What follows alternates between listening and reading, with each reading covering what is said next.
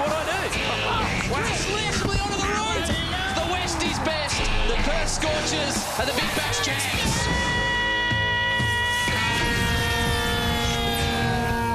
Big Bash history will be made this weekend, and which city gets the honour of hosting the big final will be decided by tonight's battle. It is the Adelaide Strikers versus the Melbourne Renegades. Good evening and welcome to the sudden death semi-final. A fantastic atmosphere is building for the Holden Equinox pre-game show. I'm alongside Damien Fleming and Ricky Ponting, who hasn't wiped the smile off his face because... Roz Punter, how are you? Hey Flem, I'm good. Good evening. Tonight's winner will play the Hurricanes in the final on Sunday after they absolutely destroyed the Scorchers last night. Well, it was down to Matthew Wade as well, wasn't it, at the top of the innings? I mean, he got him off to an absolute flying start there. Wiggers in hand for late in the order. Ben McDermott was able to come in and play just a super little cameo at the back half of that innings and set what was always going to be a very tough chase for the Scorchers. And to me, it was just like one of those nights where the Hurricanes had a night out and everything the Scorchers tried just didn't work. So Hurricanes through to the final. Oh, good catch there from Archer as well, but it was thrilling because the pitch had a bit of pace and bounce, and the Hurricanes bowlers bowled short with those square boundaries and took a lot of wickets. George Bailey, he's going off with that direct hit, so it was a thrilling win for the Canes. Well, it is going to be an historic weekend for many reasons, but one in particular is that neither of these teams have ever featured in the big final before. It's quite amazing that, isn't it? The Melbourne Renegades and the Adelaide Strikers never been in a final, so very interesting. Obviously, it's a tournament that's been dominated by the Scorchers. You see the Sydney Sixers been in the final 3 times as well, and the other teams, other than these two, have been in the final once. So it's a huge game for these two teams tonight. Amazing, their first final, they'll be hosting it. Well, the Strikers can take confidence, in particular from the fact they have a strong record against the Renegades. They've won 3 of their past 4 matches, including a 26-run win at Etihad Stadium last game, where they were phenomenal with bat, ball and in the field. No, they absolutely thumped him here. And Colin Ingram, I think he hit about 36 off his last 10 deliveries. He was hitting sixes for fun. Then Rashid Khan with a good total on the board. He's wrong and played real havoc with the Melbourne Renegades batsman. And Bravo hits one out, punter. What about this one? What do you think of this catch? Wasn't a bad catch, Flem. Yep, wasn't a bad catch. Lachlan flicks it back to Weatherall for one of the best pieces of team fielding you'll ever see.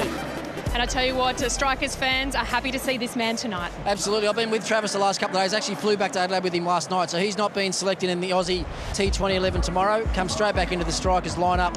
What an inclusion that is.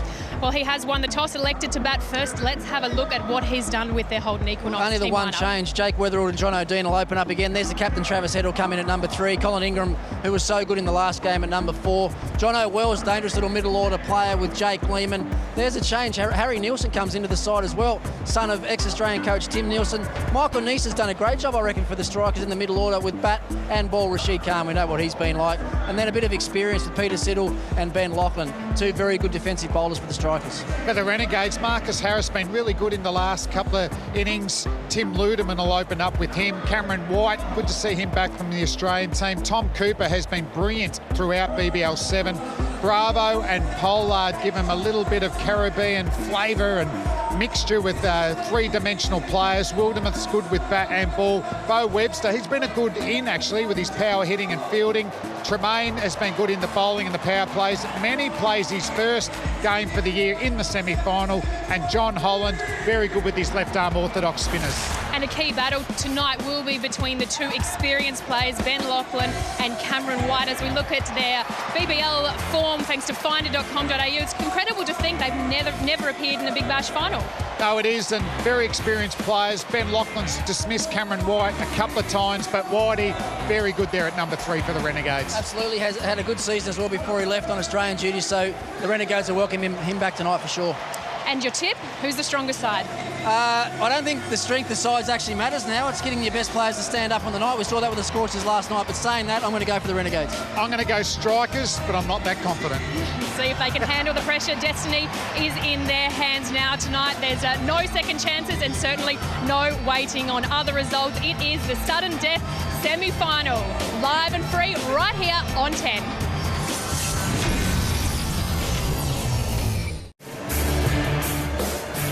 A beautiful evening for cricket here in Adelaide. The Strikers, of course, have some of the most faithful fans in the competition. They're making the pilgrimage to Adelaide Oval. Another sellout crowd for tonight's sudden death semi-final. Both the Renegades and Strikers hoping to seal the first big final appearance. As we head up to the commentary box and say a very good evening to Mark Howard, Ricky Ponting and Damien Fleming. Thanks, Roz. Great atmosphere last night, Optus Stadium. Tonight, Adelaide Oval. We're blessed in this country with some of the venues. There's a big crowd in, a beautiful warm night, and Tommy Cooper, who's picked up 1 wicket for the tournament, our good friend Brendan McCullum, but he's been good in the first couple of overs. He opens up. Good evening to you, Ricky Ponting and Damien Fleming. G'day, Howie. Good evening, Flem. What a night for cricket. What a night. The crowd's nice and loud already. Not quite full yet, but it won't be long before this Adelaide Oval Stadium fills up. A lot of excitement around. Yeah, morning, boys. Afternoon, and it is all happening. Tom Cooper with the new ball in hand. He's done this pretty well throughout BBL 7. John O'Dean getting the chance to open up. No Alex Carey away on Australian duties. So here we go. Neither side has played in the big final. And a good start from Cooper. It's amazing, isn't it? We've got a semi that whoever wins hosts the final, and it'll be their first final.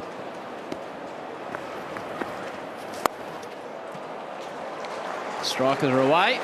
He should hustle back for a second. And he won't be looking to play for the spin here, Rick. I don't think so, Flem. No, I think Cooper will be mainly just trying to bowl little arm balls, little outswingers, like we saw Mohammad Nabi actually do so well for the Renegades earlier in the tournament. And straight away, there's been a change of field. You know that Cooper will want to bowl nice and straight because the big boundary is on the right-hander's leg side. Oh, that's helped on its way. Over 45, one bounce. First boundary to John O'Dean and the Adelaide Strikers. He's had limited opportunities this year, John O'Dean, but the one thing we've seen over the years is he's a big boundary hitter. He's actually at 22 sixes in his 20 games. He's only scored 290 runs in those 20 hits. So he's hit 132 runs in sixes. Well, that's where he's got to be careful, Flem. I was just saying then he needs to bowl that real tight leg stump line, but that was too wide. He's got no protection that far down. Oh, he's tried to play it again as well. Got away with that, Rick. Kicks out the man at 45. Just getting back to John O'Dean, he hit 7 off 15, didn't in his last outing at the Wacker. I'm pretty sure all the directives from the coaches in a game like tonight is just get out there and give it a red-hot go. That's his natural game. As you say, he's a natural six-hitter. 22 sixes in his career, as you say. He's actually at 13 of those here at the Adelaide Oval. A little bit of different velocity from facing Mitchell Johnson at the Wacker compared to Tommy Cooper here at the Adelaide Oval. Moving those leg side fielders a touch finer in response to that first boundary.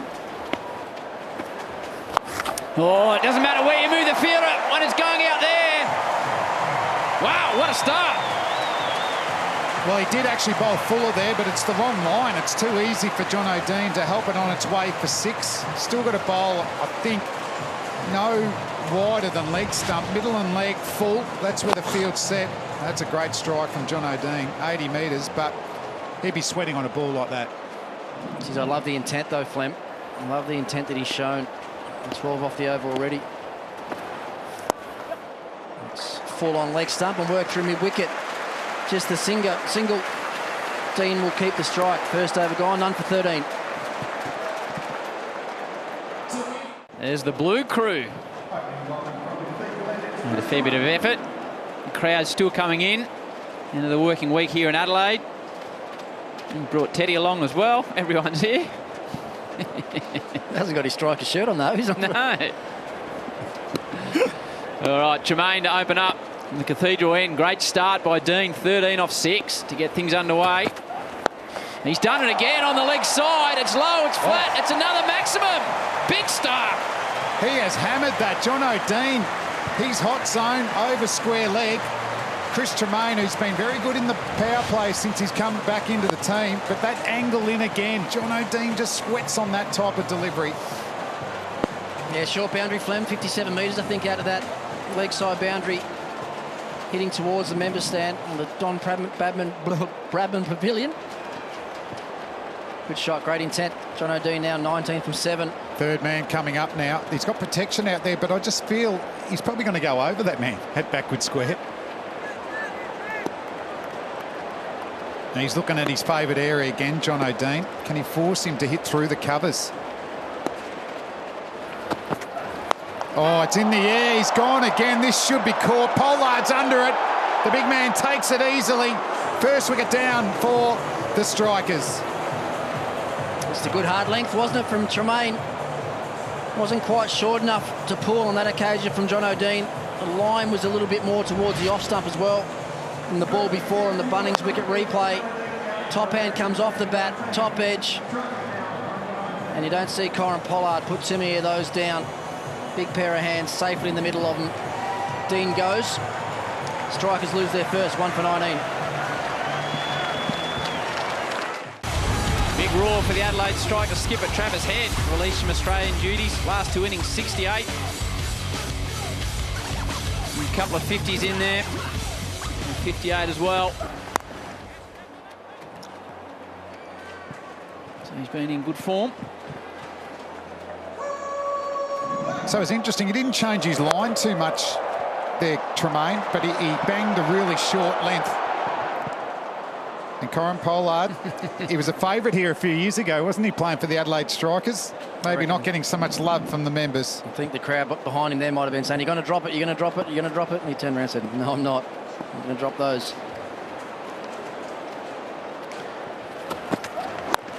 I'm not sure I'd be sledging Corin Pollard over the fence. I'd leave the big man well alone, I would have thought, Rick. Well, we had a bit of a run-in here a few years ago. Johnny Hastings and Corin Pollard went at each other for a little while. Yeah, that's a tough one to pick. Looked like WWE wrestling. Who are you picking there, that big. Actually, John Hastings is actually bigger. A couple of big bulls going head-to-head. 30% of his runs this year, Jake Weatherall, in that square leg region. They've got a man in place out there as well. Deep backward square have the Renegades.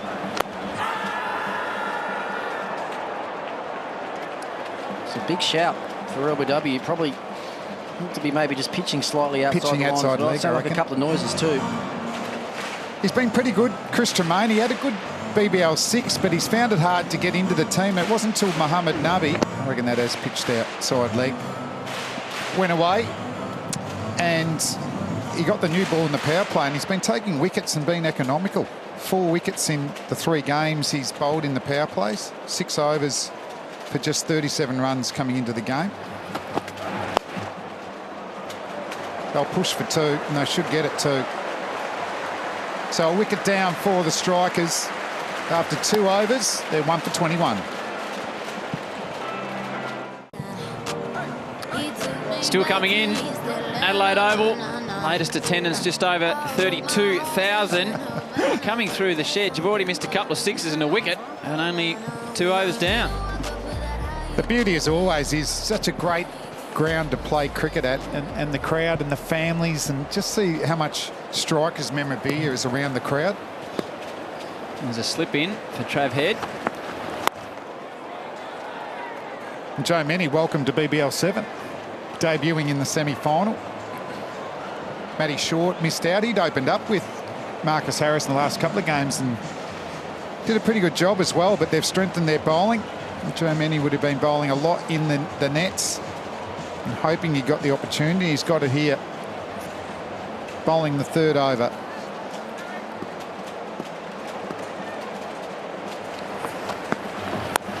That's hit hard away over backward point, but the 3rd man is down there in position. He's going to try and run up the whole comp. Your man Joe Mennie, 2 games for the Scorchers, 6 for the Hurricanes, 2 for the Sydney Sixers. Now he's playing for the Renegades. 4 more and he's got the whole show covered, Flem. Well, he plays for South Australia. Surely he could tick off the Strikers, so that's not a problem. What did he called in golfing terms, Howie? What would you call him? Your journeyman. Journeyman. Yeah, journeyman pro. Can we call him a journeyman anyway in the Big Bash? I think so. We'll go with it. Talking about journeyman, last time I saw you wasn't that long ago, but since then you've been to India for the IPL auction. You've been hooked up with the Australian squad. Has Glenn Maxwell got in touch to say thanks for the 1.8 million you paid for him yet or not? I reckon a text message came through to my phone about 10 seconds after that last paddle. The paddle was put up for the last time. How was the IPL auction? It was a hectic few days, as you can imagine. I was over there with 3 nights before, so I did a little bit of preparation 3 nights out. 2 full days of strategy stuff before the auction started, then 2 days at the auction. So, oh, that's a good delivery. Seen back through the gate and fumbled by Ludeman as well. They'll get a bye. And how much of it goes to plan, Rick, and how much is just living in the moment? I mean, probably 80% of it goes to plan, to be honest. I mean, you almost have to have a bit of a flow chart. As you can see, that ball, they just nipped back a little bit off the seam, didn't it? That's what he's known for, isn't it?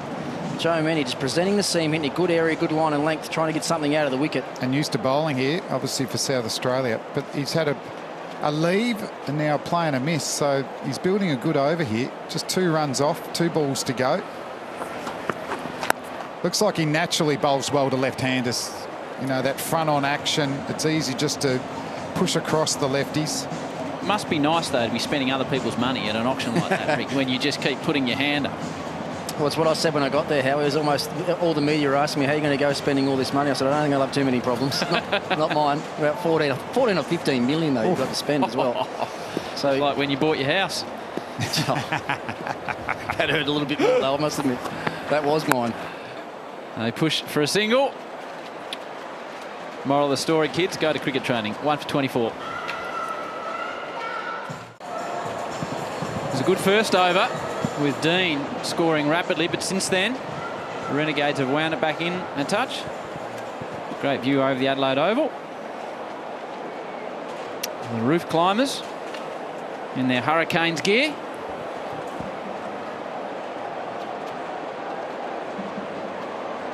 Travis Head on strike to Tremaine. There's the wicket taker.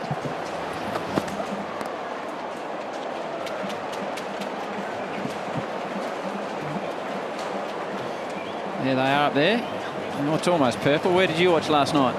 Actually, my hotel room here. I flew in Adelaide late last night to save me getting up and coming early this morning from Sydney. I was just thinking about that then. Don't be surprised that it is the Hurricanes, boys. They're in town, I reckon. They are in town. And they wanted to have a close look at the game. They've got a pretty good spot up there to have a look if they wanted to. And big Jofra Archer up there.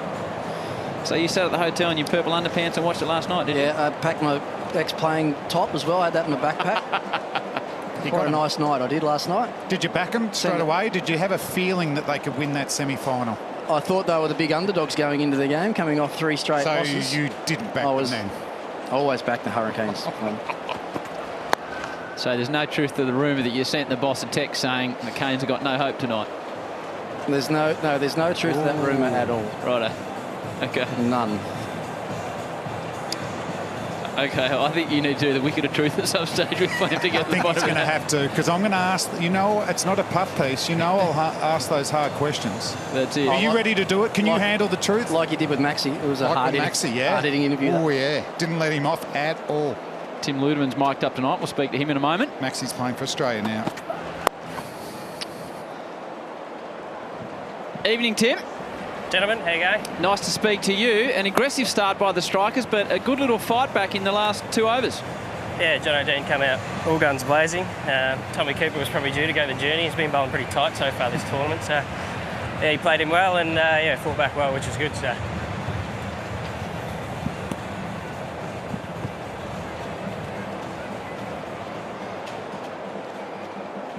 Just a change in field. We'll have a chat to Tim Ludeman after this delivery. Looks like points coming in, Pollard, and they've got 2 men on the deep, on the leg side. He's got to get his line right now, Flem. He can't afford any width to these 2 left-handers. He needs to keep it nice and tight, that leg stump line. And short of a length. He does. They'll still pick up 2, though. That's the problem with a big boundary. Well, big gap between the 2 fieldsmen out there. Hey, Ludes, what about Joe Many coming into the team? First game in the semi-final, just wanted to beef up the quicks. Yeah, Joe's been bowling really well. He's probably stiff to miss first game, to be honest. His trial games are brilliant. Been bowling excellent in the nets, and obviously Cameron White coming back in strengthened our batting, so we thought we'd go the extra bowler. Due to his probably trial game form and net form, he's been bowling beautifully, so experienced campaigner.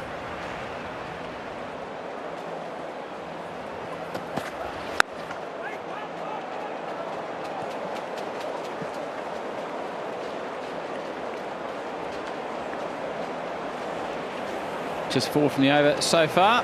We appreciate your time, Tim. We'll speak to you throughout the night, and good luck. Yeah, thanks, gentlemen. Cheers. That's a good delivery there from Tremaine. That's good line. Short of a length. Take a risk to take it over the top, but what a great venue, the Adelaide Oval. We'll get over 40,000 people for this semi-final. Edged, and that'll run away down through the vacant slip region. And just releasing a bit of pressure on the strikers, 1 for 32.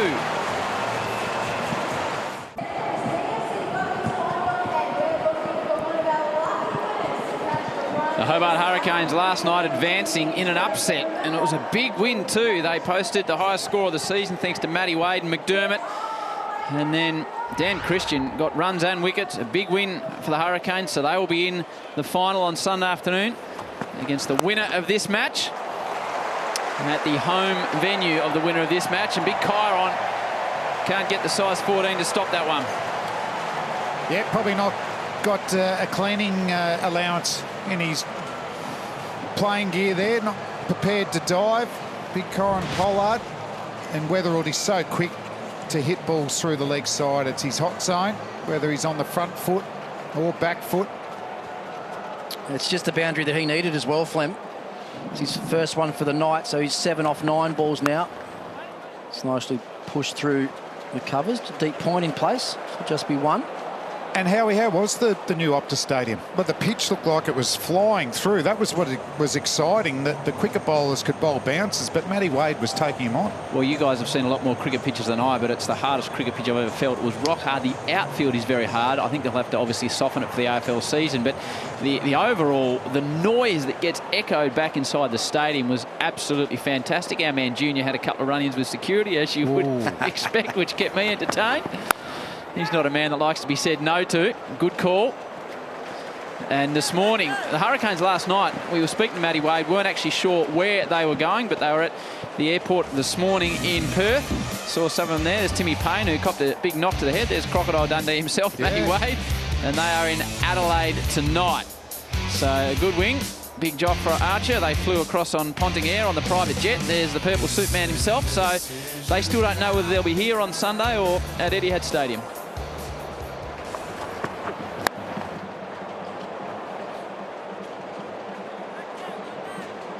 So it's been a good start from Joe Manny. 10 balls into his spell, just the 8 runs, bowling to his fields. And this is generally what the strikers do in the power play. They want to keep their wickets in hand. They've only lost 10 wickets in power plays in BBL 7. So steady as they go. Back themselves to get 150, 160. Very good defensive bowling lineup. Although missing big Billy Stanlake. Have they been coming out all right for Billy at the Australian trainings, punter? Yes, they certainly have, Flem.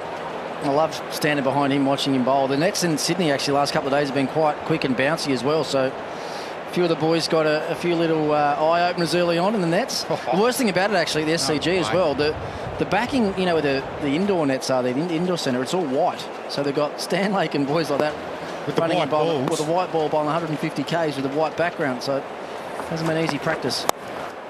Over-pitched, and it wasn't completely out of the middle of the bat, but Travis Head hits the ball that hard. In the end, 11 from the over, 1 for 43. Great to still have the grassed section of the Adelaide Oval. One of the best spots in the country to watch cricket. The historic scoreboard. And DJ Bravo, who was injured last year, did his hammy at Etihad. He's been one of the key reasons why the Renegades are here tonight. 17 wickets, Flem, and he's just been absolutely fantastic with ball in hand. Yeah, he's just got everything, hasn't he? Just constantly upsetting the batsman's rhythm and their timing, whether he's those multiple slower balls he bowls. When he bowls his quicker delivery, it's a Yorker or a bouncer. There's the men out at mid-wicket on the fence and long on. Equal leading wicket taker in the competition alongside Rashid Khan, who you'll see in action later on tonight.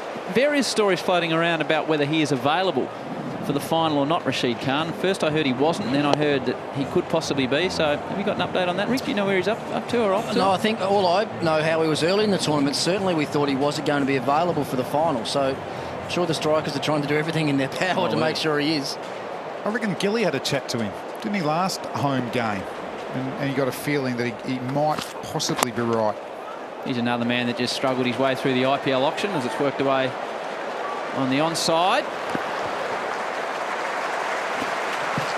But if we look with the ball, it's been an excellent season for all varieties, really. Rashid Khan with the leg spinners and the Rongan has been his gun delivery. Dwayne Bravo and Andrew Ty, they mix it up so well. Jofra Archer, he's another one that benefited from BBL 7 in regards to the IPL. And Ben Lachlan, we'll see him later on tonight. He's been in terrific form. AJ Ty as well went for over $1 million. There's a misfield out there. Harris. I think that's the great thing now about the BBL, is it leads into that IPL auction, Rick. If Darcy Short had been making his runs in a tournament in July, as opposed to making them this close to the auction, I think it's brilliant timing. That helps. Absolutely brilliant. No doubt at all, Howie. What did he go for? About, was he 800,000 or 700 maybe, Darcy Short? And on the day he got out to Ben Dunk for a duck. Yeah. Needs to hustle here, Travis Head, and he does. He's had a big few days. Darcy Short picked for his first representation for Australia. Goes for that sort of money in the IPL auction. Got a 2-year extension with the Hurricanes, I think, during the week as well. So it's just a life changer, isn't it? You have a big bash and leading into an IPL auction. Yeah. Even talking to Benny Lachlan before the game, he said, well, I didn't think I was playing cricket all year, and now I'm off to the Pakistan Super League in February, then the IPL, and hopefully the CPL.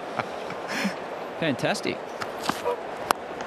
That's been worked away hard.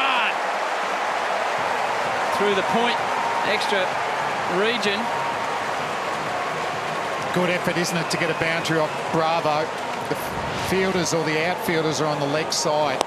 And he just waited that cover drive, Jake Weatherald. Very good to see. A lot of his runs come through the leg side, but just showing that if you put it in the right area, outside off stump, he's going to hurt you. Well, it's just the second time in the tournament as well. They've passed 50 in the power play, the strikers. There's that dipping slow ball again. Lands right on the crease line. A good Yorker. I think I came up with a new position there, the point extra region. You've heard that one before. End of the 6 in the power play. 1 for 54.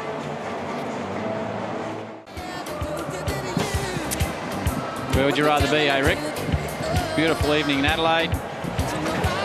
Finals place up for grabs. Finish work, come down here. How good. Up on the hill there under that scoreboard, Howie. That's it. You're right up there. Wouldn't mind being out in the middle batting either. Looks like a pretty good wicket, doesn't it? Yeah, I back you for some runs out there, Rick. Wildermuth, 9 wickets in the tournament. In the first few games, teams were battling to get 150. And then the last home game, strikers scored 187 and the Hurricanes got 176. So it looks more like that type of pitch, that another 10 and over gets them 192. I think if they can get 170, 180, they'll feel pretty confident. Well, you did the pitch report earlier, didn't you? What did you make? Yeah, I thought it was pretty good. Yeah. It was hard. Just Didn't think there was a lot in it for the bowlers besides a little bit of bounce.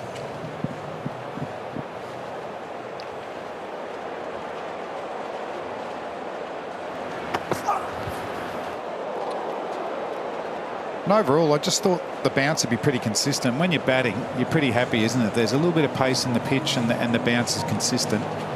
You should cash in. Yeah, it's definitely what these two need to do now as well. They've got the team off to a good start. Sitting pretty just outside the end of the power play, 1 for 54. Still some good batting to come as well. Colin Ingram's been in good touch. Jono Wells, Jake Lehman, Harry Nielsen in for his first game. Potentially could float up the order at any stage. And it's hit powerfully into the mid-wicket gap. It's 4. Beautiful placement from Weatherald.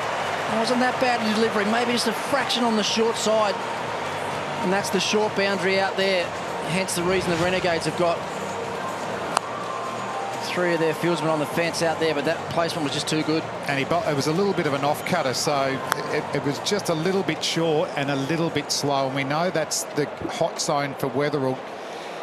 If I was bowling, I'd be coming over the wicket. And that's a lovely shot. And a deep point.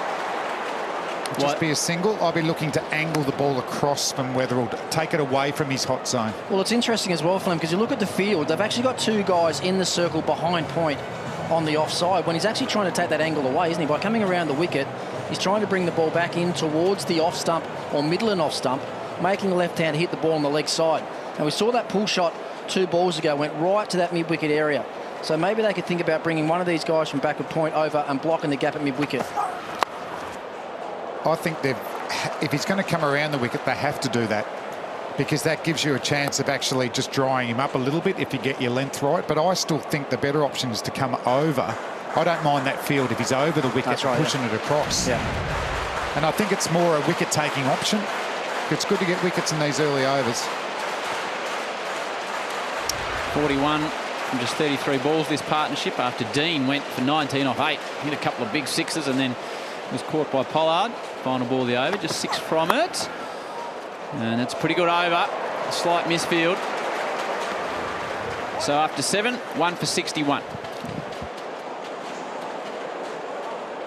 Australia's most headline-grabbing celebrities have been dropped into the African jungle. And Sunday, Anthony Mundine will get the shock of his life when he meets new campmate Danny Green. It's going to be a rumble in the jungle Sunday. Worth a look. I would have thought that directly after the Big Bash final. I don't know if you guys were watching. So. If you were watching last night, but we had that promo on, and Junior from nowhere says, "Oh, Shannon Noel, he's my nephew."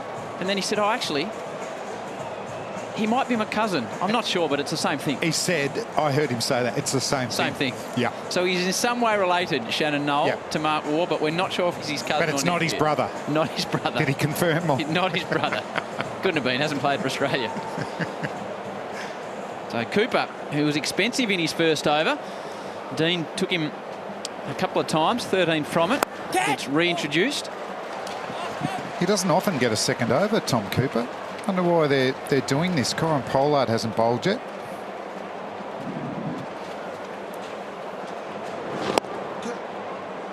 Maybe they're backing the 2 lefties out there and he can that's okay. roll the wrist a little bit. There's no spin, though, is there, Flem? So that type of bowling to these 2 lefties shouldn't bother them too much at all. They've got John Holland in their side as well, who's a quality spinner. Hasn't bowled yet. Catch! Use the feet from Travis Head. He's got a little bit too close to the pitch of the ball there, cramped himself up. Having said that, it's 1 run off 3 balls. And they're getting through the over quickly, which puts all the pressure back on the batsman. What do you do in that position as a batsman when it's that David Hussey style bowling over in a minute? Make them wait for you. You step back from the crease for a couple of extra seconds. Just give yourself time to gather your thoughts. Must admit, sometimes we like quicks to Glenn McGrath and fine batsmen to Ricky Ponting. I never knew we'd go through an era where we'd liken bowlers to David Hussey types.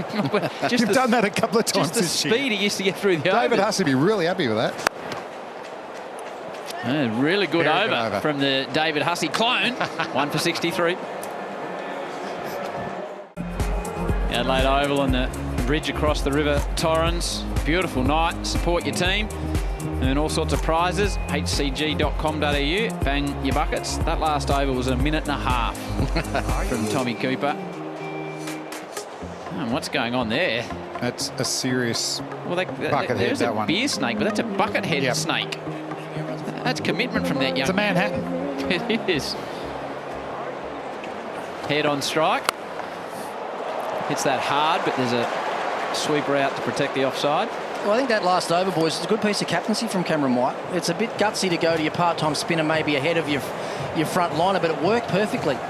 2 runs off the over, just 2 singles, as you said, got through the over in a minute and a half. So straight away, that puts a little bit of pressure on this next over, and certainly the first few deliveries of this next over from many. So he goes back to one of his more noted quicks as well. Don't be surprised if something happens this over. So why, as a captain, make that decision? Why go for your part-timer when you've got a fella in the side that's there specifically to bowl? He'd be worried about Holland bowling to the 2 left-handers, even though it would have been from that last over the Cooper bowled, even though he would have been hitting to the long boundary, it's still not a massive hit out there. And the way that Holland bowls to the lefties, he'd be looking to pitch the ball on and just around off stump, and that gets right into the swinging arc for the left-handers, who both do favour the leg side. So that'd be what Cameron White was thinking. Last 3 balls from Weatherall have been dropped. Unusual to see a catch go down. It was Bravo, and he normally snaffles everything. But it's interesting, we were talking last over about Wildermuth to come over the wicket and angle across, because it brings in Pollard and the other man at point to a catching position, and it's almost worked. Yeah, I think he could have got 2 hands to that. Just looking back at that, you can see just how flexed his elbow was think he thought it might have been going a little bit quicker. I think he Bravo, sorry, yeah. He extended both arms. I think he probably could have got that with 2. It's 12 runs from the last 16 deliveries, so they are winding it back. But also, with many, he's more likely to actually move it across the left-handers, isn't he, with that action? So DJ Bravo putting one down. John Holland's in there as well. You can see that wasn't controlled at all. I reckon he had a bit more time. Yeah, he did, definitely. They have been phenomenal in the field this year too, the Renegades. Unusual. That's well struck, but again, protection on the offside. Talked about neither of these sides playing in the Big Bash final. Most games played without playing in a big final. Ben Lachlan, who is playing for the Strikes tonight, 60. Cameron White, 57. And Hodgie, who's laid up with appendicitis, and Ludeman, who's also playing. Who's keeping. Well, potentially all 4 of those guys could have been out there, couldn't they, tonight? Another good over from the Gades, restricting the strike as well. 1 for 68. Ingram, who was the hero last time these two sides met, with a 68 off 35. Wells and Lehman, the partnership 49 from 46. What are they discussing now, Weatherald and Head together, Ricky Ponting? Well, with the captain out there, Howie, I'm pretty sure Travis would have been saying to Jake, it's about time you started to find the boundary a little bit more regularly. They want the captain to bat late into the innings, so that all the boundary scoring pressure can't come on him. So I think it's up to Weatherald now. He's 24 from 26, just the 3 fours, part-time spin bowler on. If it's an over like this as a batting group, you'd be looking to target. Very good in his last over, Cooper, so he got away with one there. 9 wickets in hand, you got to go. I think Travis Head trying to hit the ball too hard that first ball. He's getting plenty of dots. Tom Cooper, 2.2 overs, just gone for the 16 runs, and he's getting through these overs very quick. Weatherald's got to think of where he's going to go. Reverse sweep. That'll pick up some runs. So there's a boundary. Looked risky, but it's worked out. Well, that's a good shot. It was full and straight again from Cooper with a little bit of pace on the ball. 87 k's an hour. When you're bowling that sort of pace, makes those reverse sweeps a little bit easier. Nicely controlled from Weatherald. Good technique. A good extension, got his hands up nice and high and hit down on top of the ball, kept it down, got the placement right. It's a good comeback, pushing to the leg side. They'll push for 2. I doubt though, they're going to go. And they'll make it. Good running. Yeah, it looked a real battle to get to 2 when he first hit the ball. And Webster's very quick. He's got a really good arm as well. But Weatherald and Head, they committed to the 2, got in and out really quickly. Where can he get another boundary here? Will he get another reverse sweep going? He certainly doesn't let you get under like a short of a length delivery, does he, Cooper? He's really full. Trying to get him through the covers. Over the man at extra cover will be a good shot. Instead, he plays a slog sweep. That's 6. Slog sweep, maybe a slight top edge. Regardless, it's gone about 15 rows back over deep backward square. So all of a sudden, that little gamble from Cameron White going back to Tommy Cooper again.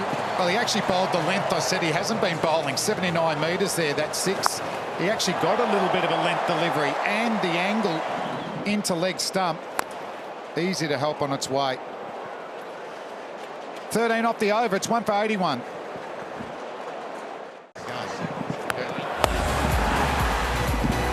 Coming up at the innings break, Ricky Ponting's team of the tournament. At the innings break, Ricky Ponting's team of the tournament. Look forward to that. There'll be 9 Hurricanes in it, and there were a couple of places left for the rest of the 7 teams.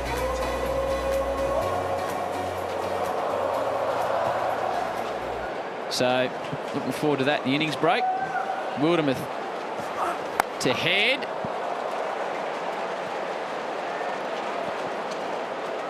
Well, interesting enough, Flem, Wildermuth straight back into the attack and goes straight around the wicket again. So that same angle that he was creating in his first over, he's going to look to do again to these 2 left-handers. What we said last over with him with this angle, that we thought he'd try and bowl quite straight, didn't we? I actually think he's going to try and bowl foolish and outside the off-stump, even with this round the wicket angle. Saw that one there just carved. Which is okay if you execute well. Yeah, there. Oh, An ordinary attempt again from Bravo, backward point. Jason Gillespie, the coach of the Strikers, mic'd up. Good evening, Diz. G'day, Howie. How are you feeling about the state of play? That last over just got momentum going back your way a touch?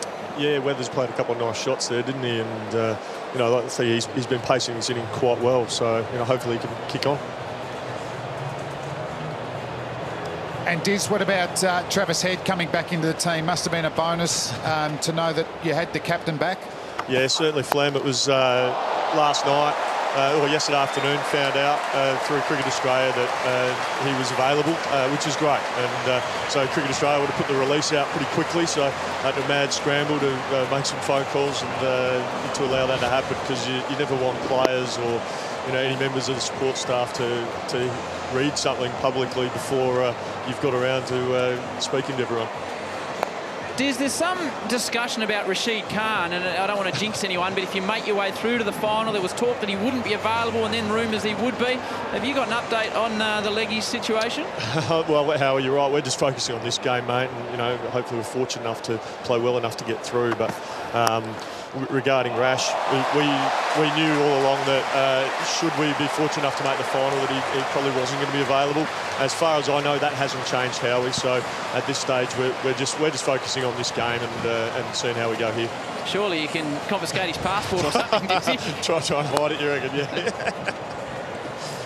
Well, we talked about Weatherall, didn't we? Just at the start of that last over from Tom Cooper, maybe wanting to get on with it. Well, he's certainly done that. He's got 22 off his last 7 deliveries, which has really started to accelerate this scoreboard for the Strikers. And that's worked through the cover point region again. And Diz, what about Jake Weatherall? He got plenty of starts without going on. He had that one innings with Alex Carey where they broke the record. So he's playing with a lot more freedom now. Yeah, I think he's still trying to work out exactly how he wants to go about T20 cricket, Flem. And he's had lots of discussions. He's been speaking a lot with Travis, with Colin, with Alex when Alex has been here about how to pace his innings and that tempo. And he's just learning a lot. And you learn by playing. So the more games the more opportunities he has. Yeah, the more opportunities he has to play, he'll learn, and that's the key. Not panicking. If he misses out a couple of times, which can happen in this game, as you know. Coach, we appreciate your time. Best of luck tonight. Thanks, guys. Thank you. That last ball, while the coach was talking, was in all sorts of trouble.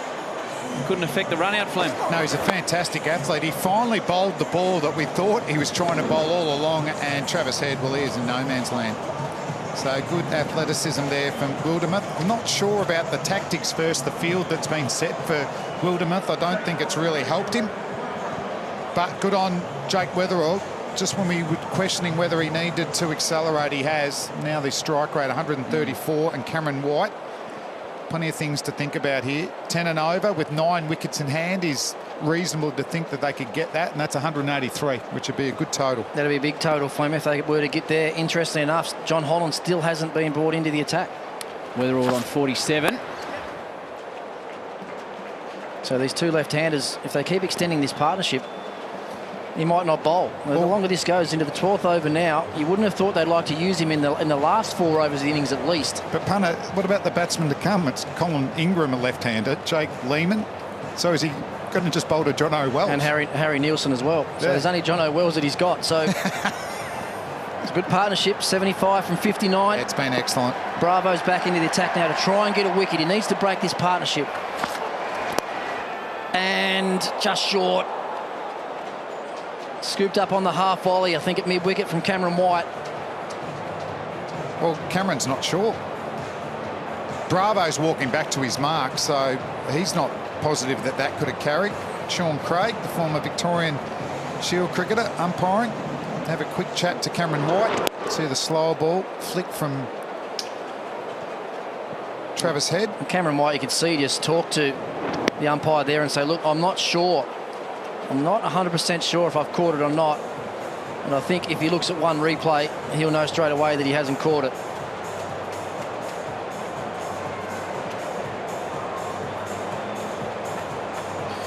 Tim Ludeman's out in the middle. Timmy, what were your thoughts from what we could hear that you thought initially it was a pretty good shout? Yeah, I reckon it looked pretty good from me, but the replay suggests otherwise. Look at that. Yeah, I think you're right. It just misses a couple of frames, doesn't it, always with these slow-mos? Yeah, from my angle front on, you couldn't really see the bounce. So. But no, it's clearly not out. So Game pretty evenly poised, Timmy. Yeah, it is. They probably, after John O'Dean got out, they soaked it up for a bit, which probably brought us back into the game. I think it's pretty even at the moment. We're bowling pretty well. Obviously, 2 lefties has probably thrown our plans a little bit without being able to bowl Holland at the minute. So, but the bowler's done a good job. So hopefully we can get one of these too and create a few dots. And That'd be Luke's, nice. what about the pitch? It looks pretty good. Yeah, it's a belter. Yeah, it's an absolute cracker, typical Adelaide Oval. Probably a little bit more uneven bounce, I guess, as in a little bit lower than normal, maybe, if anything. But Thanks, Tim. Appreciate your time. Oh, they've got to get that fine as well. It beats Ludeman.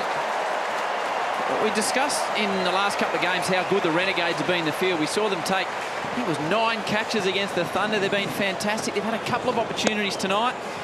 This was Bravo, who you rarely see drop a catch, and then there was a run-out opportunity too. In a semi-final, little opportunities like this can make all the difference. Absolutely. In any form of the game, Howie, those little half chances, if you can create those, then obviously it benefits your team greatly. And if they had been able to break this partnership as well and just get a new batsman in there, then that run rate would have slowed significantly. So full credit to the strikers. Roy's texted in saying there's 3 misfields as well. So he's up there in North Queensland running his Roy system, Flem. Is he doing on the windscreen or is he doing it on the note? Well, he does write put notes. thing on the windscreen. Yeah. Have you seen that? Yeah. He does write notes on his... G'day to Roy. Yeah, g'day, Roy. The worst part about that, boys, was he thought it was a whiteboard marker that he was doing. It was actually a permanent pen, so he had to replace his windshield after about 6 months. Had the shopping list on there, cornflakes, milk. And he owed Jimmy Marr $200. There's the 100 up. In pretty good time as well. No, this is pretty much the way the strikers have played at home, haven't they? Just building slowly, wickets in hand, they'll accelerate. When we look at the boundaries from Travis Head against Scene, BBL 7. Pretty amazing graphic that, I think. Side. Look at all those 6s over mid-wicket. No boundaries at all. Behind square on the leg side. Oh, there's one there. There's one there. Whack that on your Hawkeye. A slower ball, pitching outside leg stump. It's actually a conventional sweep from Travis Head that goes to fine leg for 4. 12 overs gone, 1 for 104. Pretty good looking Manhattan for the blue side, especially the last 3 overs. We heard Tim Ludeman talking about the fact that they couldn't get Johnny Holland into the attack because of the left-handers. They would have known the left-handers were coming when they selected their side, you would have thought. Even before the toss, mate, if you look through the available batsmen that the strikers had, the majority of them are left-handers. Yeah. So who bowls well to left-handers in the Renegade squad? Brad Hogg bowls pretty well to lefties, I'm sure. Weatherald on 49, that's well wide. And Matty Short too, isn't it, who has opened up in the power plays and done a pretty good job. 2 excellent partnerships with Marcus Harris, also bowls off spinners. Well, as it is, Johnny Holland bowled 2 overs on the 12th of Jan, 2 overs again, 3 overs on the 21st, and then another 2 and a 2. So he's only ever got through 2 overs each time. I remember him getting a big haul here. Might have been in 50 over cricket, John Holland. 6 for. But if you're a good bowler, you bowl well to good right-hand batsmen and left-hand batsmen. So Jack Weatherald, second 50, I think, for the tournament. 3 and 4 innings now of just 38 deliveries. Well played, strike rate of 131. Well, it's been a good last half of the tournament for him, hasn't it, Flem? No 50s from his first 7 games, and now 3 from his last 4 innings. And he's got a touch of class about him as well. When he gets his runs, he looks really good doing it. So he's got 26 off his last 11 balls now as well. That 10 runs and over now. Flem will still get him around that 184 mark. And Travis Head, he's going as well. A lot of bottom hand. I'll have to bowl that one again. So I don't mind that sort of line. If you can just keep it within legitimate delivery.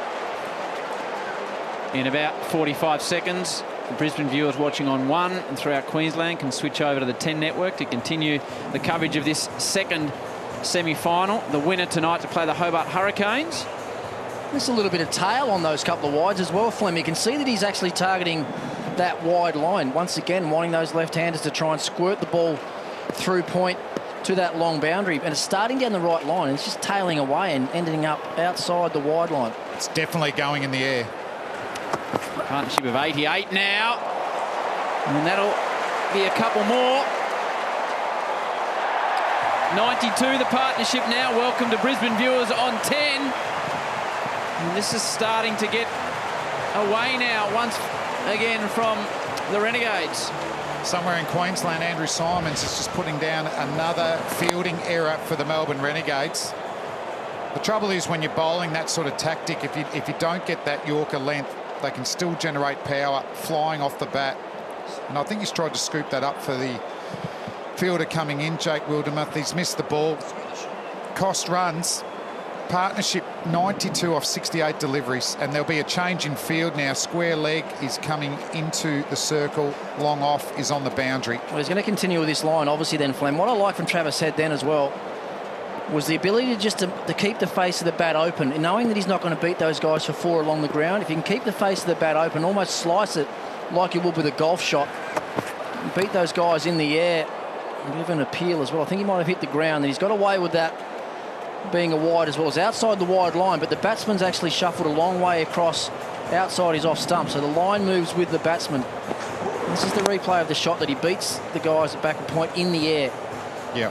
I think when a bowler telegraphs to the batsman, Flem, that he is going to bowl out there and try and bowl to that field, one thing the batsman can do is just keep the face of the bat open, even when you're gripping it in your stance. Hold the face of the bat open a little bit more and try and actually carve the ball over those guys in the circle. And it does fly very quickly through that area. Full toss. He's got protection out there now. The man will stop it. Well, slipping over. You don't know at the moment for the Melbourne Renegades. And we've just got a hawkeye of the boundaries of these two left-handers against the Melbourne Renegades, same as the Harvey Norman pitch map. You just see that there's a little bit everywhere, but I know if you get anywhere near that leg stump and it's short of a length, it's going to go.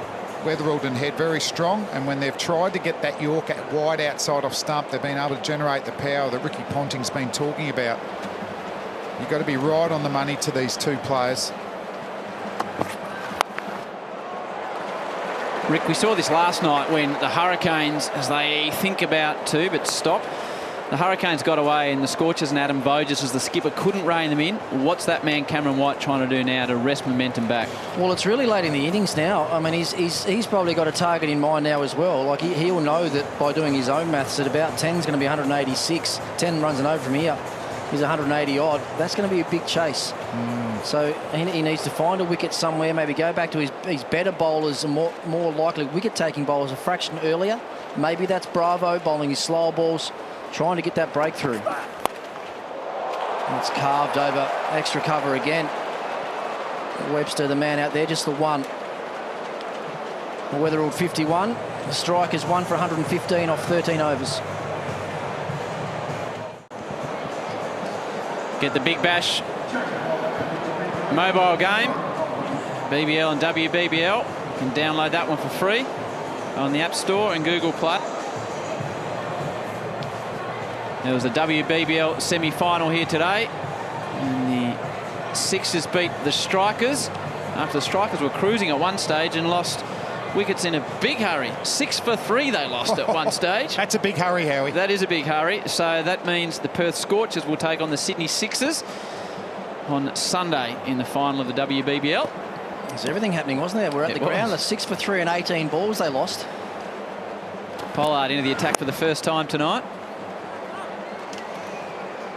I think Cameron White would take that right now. 6 for 3, yeah. 7 for 119. You see it there, the Scorchers and the Sydney Sixers. Midday Australian Eastern Time. Still get tickets at bigbash.com.au. Don't know where you buy your tickets for that game yet, though, because the venue will be played where the men's final is, and we don't know if that'll be here. Just wait a couple of hours. That's right. At Adelaide already had. Oh, there's a man on the rope, but he hasn't quite timed it. Cooper whips it back in. Yeah, he didn't quite hit it well enough, did he? Travis Head to reach the guy at long on. Tommy Cooper coming in and picking it up on the first bounce. Kyron Pollard here, boys, he'll just run in and bowl. Everything will be a slow ball. There'll be hardly any pace on the ball whatsoever. He bowls off-cutter type deliveries. He'll try and make it as hard as he can for these left-handers to get him to that long boundary. And slow, and it's carved through the offside. It's nicely struck again. Oh, good fielding. Punter, you coach him in Mumbai Indians, IPL. Does he work a fair bit on his bowling? No, he's a very reluctant bowler, particularly at training. But, you know, most of the West Indian guys don't like to train a lot. If their skills are in a good place, they're happy to go into the game nice and relaxed and nice and chilled. It was actually a bit of a challenge for me, actually, to get him to bowl a lot early on. I just laid it on the table for him straight away at the first session, told him to go back upstairs and get his bowling boots. It's the 100 partnership between this pair now of 76 balls. Oh, it's been fantastic. Carey coming into the team, not playing for Australia in the first T20 game. Real bonus for the strikers. And Jake Weatherall, as Ricky Ponting said, his second half of BBL 7's been excellent. Well, that's an extra slow ball, and he's just squeezed it short boundary. Another 4. So this partnership continues to accelerate. 10 and over, 185. You just don't know where the Renegades are going to get a wicket. Yeah, as you say, Flem, a lot of the pace off that. That was just 93 kilometres an hour. He hit it late as well. Weatherall once again left the face of the bat open, trying to get the placement that he was after. It was in the air, but beat the man at backward point and 4 more. 8 from the over. Everyone takes pace off it, and Holland takes the catch. It was a slower ball. It was a delayed shot.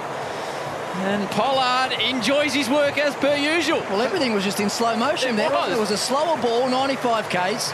Weatherall had 3 or 4 attempts at trying to hit it, got a little top edge. And then Johnny Holland was really slow to react. That short third man, here it is on the Bunnings wicket replay. You can just see, I better go. Yeah. I got there. The corridor of casualness, really. And John Holland is out there. I reckon that's his first stat. Takes a good catch in the end, diving forward. Finally, a wicket for the Renegades. Corin Pollard, the wicket taker. After 14, it's 2 for 123. So Weatherall goes for 57. Ros Kelly's on the boundary now. Ros. Thank you very much, Howie. I'm joined by Jake Weatherall. Jake, congratulations, a fantastic knock. Your 3rd half century in your past 4 innings. What do you feel has clicked for you at the back end of the season? I've just had heaps of support throughout the season, just saying back your game in and you'll be fine, and just relaxing throughout the tournament. It's helped me out a lot. I've talked to a few people throughout the tournament, it's helped me out, so I think it's coming along at the right time. Your coach said, we've just seen another boundary here, and the fans are very happy. Your coach said that you've been focusing a lot on how to pace your innings. Did you feel confident with that tonight? I did, yeah. I didn't get off the fly. I haven't get off the mo flies throughout the whole year, but yeah, it's just staying calm throughout the innings and know that your skill's going to come out at some point, and yeah, thankfully it did tonight. Your normal opening partner, Alex Carey, he is with the Australian T20 squad. He's also the Strikers' wicket keeper. Harry Nielsen comes in. Tell us what he offers the side tonight. Yeah, he's just, I've played with Harry for a long time. He's a very good keeper and a very good batter. I think he'll surprise a lot of people tonight. He's got a lot of power, and he gloves them very well. Okay, thanks for your time. Best of luck tonight. Cool, thank you. Thanks to Ros and Jake. Weatherall was 3 off 8. In the end, 57 from 43. And we're showing this in slow-mo. We don't really need to, Flem, to be honest. That's real time, just about. It was. That's the way Pollard bowls, isn't it? The batsman has to make their own pace or generate their own power. Beautiful views of the people up there on the top of the Adelaide Oval, just above us. Yeah, Ingram now, Flem. He was the star last time, 68 from 35. He just kept whipping balls over the mid-wicket fence. It's quite an extraordinary innings. And he's just rotating the strike. Travis Head, the local skipper and hero, is on 49. 10 and over, 184. 12 and over, 195. They're big numbers. They are, and that's a nice start from Ingram as well. It wasn't a bad ball. He just stood up on top of the bounce and punched it through the covers. Says 2 things. It says he's in super touch, and he says it's a very, very good wicket as well. To be able to come out and do that first ball. They've just changed the field slightly here, Flem, haven't they? They've split those 2 guys at backward point. One goes really fine, and that allows them to bring their 3rd man a lot squarer. I think this is a better field. Yep, and that's probably his first real change of pace with a bit of overspin too, Wildermuth, and we just saw that it actually got a bit of overspin. So something for Travis Head to think about. But so how they're going to finish this off? We've got 5 overs. Bravo's got 2 of them. No, Johnny Holland hasn't made the bowling sheet at the moment. Oh, full toss. Will it get 4? It'll be another 50 for Travis Head. He's had a fine BBL 7. Got himself into the Australian T20 team as well. And the home crowd love him here. He's played many a fine innings in the BBL. And this one's still building. He's too good a player to miss out on these sort of balls, Flem. It's a knee-high full toss and it's wide outside off stump. You get that somewhere near the middle of the bat and beat cover. It's going to be 4 every day of the week. 3 half centuries in a row, plus in the middle, a 96 on Australia Day for Australia. So he's in good touch, Trav Head. No wonder Jason Gillespie was happy when he got the phone call saying, yep, your skipper's ready to roll. 2 for 134. Sunday, look at the times. Basically just shut the day down and get yourself a television. Sunday, fun day, midday Eastern, the WBBL final, which, as we said, is the Sixers take on the Scorchers. And then the Big Bash pre-show at 3:15 Eastern, and the Big Bash final itself at 4:15 Eastern. So it's not a night game. Make sure you're home and you're locked in and you're ready to go. Really interesting last 5 overs here. The Renegades are going to have to bowl well. They need to finish off this innings and go into bat feeling like they can chase down this total. Change up straight away from Manny. Oh, good effort too, backing up the throw. And Travis Head, 55 off 39 deliveries. He's paced it beautifully as well. No 6s yet. I reckon he'll be lining up a few. A lot of bottom hand now. Saw him here on New Year's Eve a few years ago, Flem, and he just exploded. Well, let's have a look at his Harvey Norman wagon wheel. Look at how many boundaries, or how few boundaries he's actually got down the ground. And the reason for that, see, all the 6s are on the leg side. So teams are very reluctant to bowl straight to him because he hits the ball well over mid-wicket. So what they try and do is bowl full and wide outside off stump, and he creams them through the offside as well. Well, it's a top edge. Oh, catch and a half, Ludeman! That is a special in the semi-final. Wow. Well, that's an amazing catch from Tim Ludeman. Wish we were talking to him at the time. Wouldn't that have been interesting to talk through that? But a short ball for many on the Bunnings Warehouse replay. It was only the second ball that Ingram had faced, so probably a tactic. They were going to bounce him early, and it's worked a top edge. That could have easily gone for 4, and that's as good a keeper catch as I've seen. I think we need to speak to him about that in a moment. 3 for 135. Tim Ludeman, it might be the first time in Big Bash history that a player has requested the broadcaster to speak. The floor is yours, mate. Congratulations. That's a brilliant catch. Well done. Yeah, cheers. I'm not sure I requested it, but anyway. Talk us through the catch. Just one of those things. You sort of see it and throw yourself and hope it goes in the mitt. The boys were just giving me a bit of stick about having no feathers on top, and that's what got me the extra inch. But anyway, that's the way it goes. Sometimes they stick, sometimes they don't. Great catch. You'll enjoy the replay. Thanks, Tim. Cheers. So Wells, the new man, who we saw hit a massive 6 back at the SCG. Seems like a lifetime ago. I'm sorry, but that's one of the better balls I've seen in the BBL 7. I was waiting for you to jump in all over that one, Flem. That was quick, bouncy and moving. Definitely went away off the pitch, whether it was seam or just it swung after it. So what's John O'Well's thinking? He's been watching his left-handed mate slog him everywhere. He walks out there and he gets a beauty in the avenue of apprehension. Now there's a slip in place. See if we can get a repeat of that. Oh, he's used his feet. That's clever batting. Ooh, that's gutsy. Running down the wicket.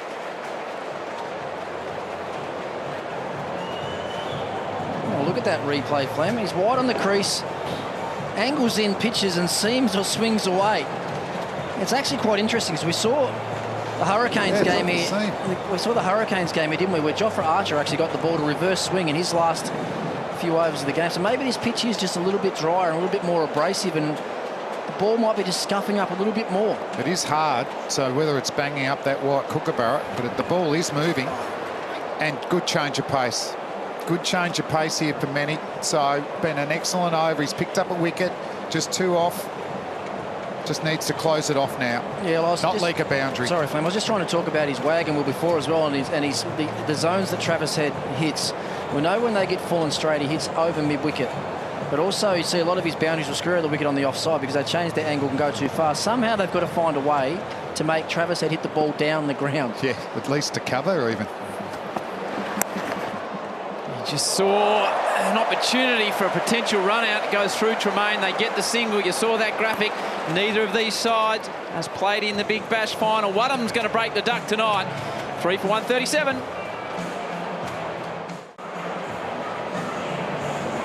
Sun going down behind Adelaide Oval. 3 for 137. Johnny Holland, an unusual night for him. Selected in the side. He's taken a catch. Professional number 11. Professional fielder. Unless he bowls in the last 4. He's in the last 3 because Tremaine's got this one. Bunted down the ground and hit reasonably well. Well, Mendy's really square at long off. You're talking about trying to make him hit to straight down the ground. Well, they have, but they haven't got the field set for it. Well, it's because he's bowling so wide, Flem. The wider you bowl, obviously, the wider your long off can be. So that's what they've decided to do here. Tremaine's going to try and hit that wide line again outside the off stump. And they've only got 3 fielders on the leg side. One's a short fine leg, there's a deep mid-wicket and a deep long on. So that's probably as straight as he can bowl, that last delivery. You want to bowl wider than that. Well, don't be surprised to see Travis Head walk right across his stumps here. Try and get something to that short boundary on the leg side. It was across his stumps a fraction, onto the line of about off stump. Might have been a little bit of a change up from Tremaine, but that's actually the ball. Yeah, he's not happy. That's actually the ball he wanted, wasn't it? Angling in short of a length, hitting to that short boundary. So he's not happy. But it's been a fine knock, so they've almost closed out that leg side. But and I was talking about how he hasn't hit a 6, but his strike rate's still 137. So he's strong, square of the wicket on the offside as well. You also know what it does, though, Flem. It takes out a couple of modes of dismissal. It takes out Bolt and LBW completely out of the equation. Now, he does play with it with a cross bat a lot of the time when he tries to go to the leg side. And yes, he's very effective doing it, but it's the old adage in our game. If you miss, I'll hit. I think every now and then you've got to be willing to get a ball in there at the stumps, challenge the batsman. Well, you've got to have confidence in your Yorker, and I'm not sure the bowlers we've seen tonight are comfortable about bowling a Yorker like a Ben Lachlan or Andrew Tye bowls. Or Jofra Archer last time for the Canes. Bowled beautifully in the last couple of overs. Good running from Wells. He's got to keep ticking it over. Jake Lehman next to bat. Another left-hander. John O'Dean got them off to a flyer, opening up. Hasn't quite got the same standard of watch as Kyron Pollard, I don't think. Interesting to see what happens here with their batting order. I wouldn't be surprised to see Harry Nielsen come in next. A powerful little striker of the ball. Played some good knocks early in the season. Cricket Australia 11, I think. Maybe against Victoria. He got a 90. Yeah, JLT Cup. I think he got a 90-odd in one of those games. It's funny, they don't seem to mix it up a lot, the strikers. You know, often teams will put someone in the power play. The strikers pretty much set to their usual batting order. But I'd like to have a look at him. Nielsen, I've heard he hits the ball really well. Nice place to make your debut in front of 40,000 in a Big Bash semi. Come in late and put a few over the rope. Trav Head, he's aiming to do that. Hasn't hit a 6 yet. I say yet. Again, they hustle, looking for 2.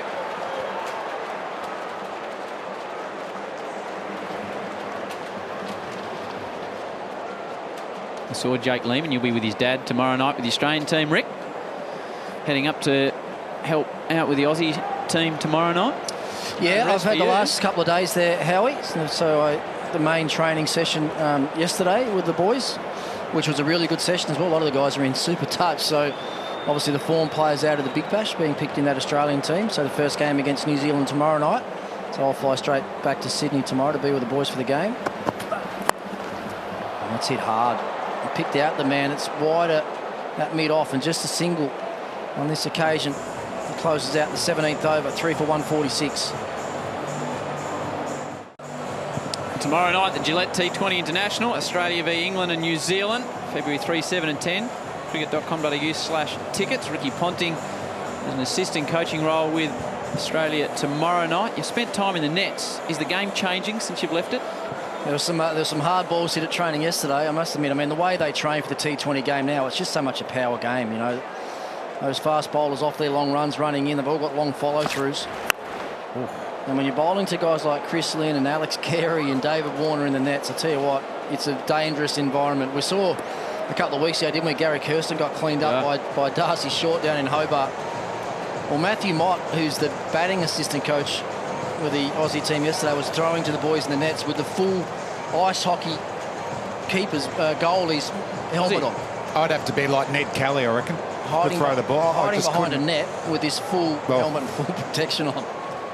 Hey, what about you? Are you throwing them? Have you got the... I didn't yesterday. I need a bit of a build-up, I think, before I get to India, because I'm not that skilled with the wanger just yet. It's tucked around the corner. Pollard's there. Surely you've got an assistant to do your throwing for you.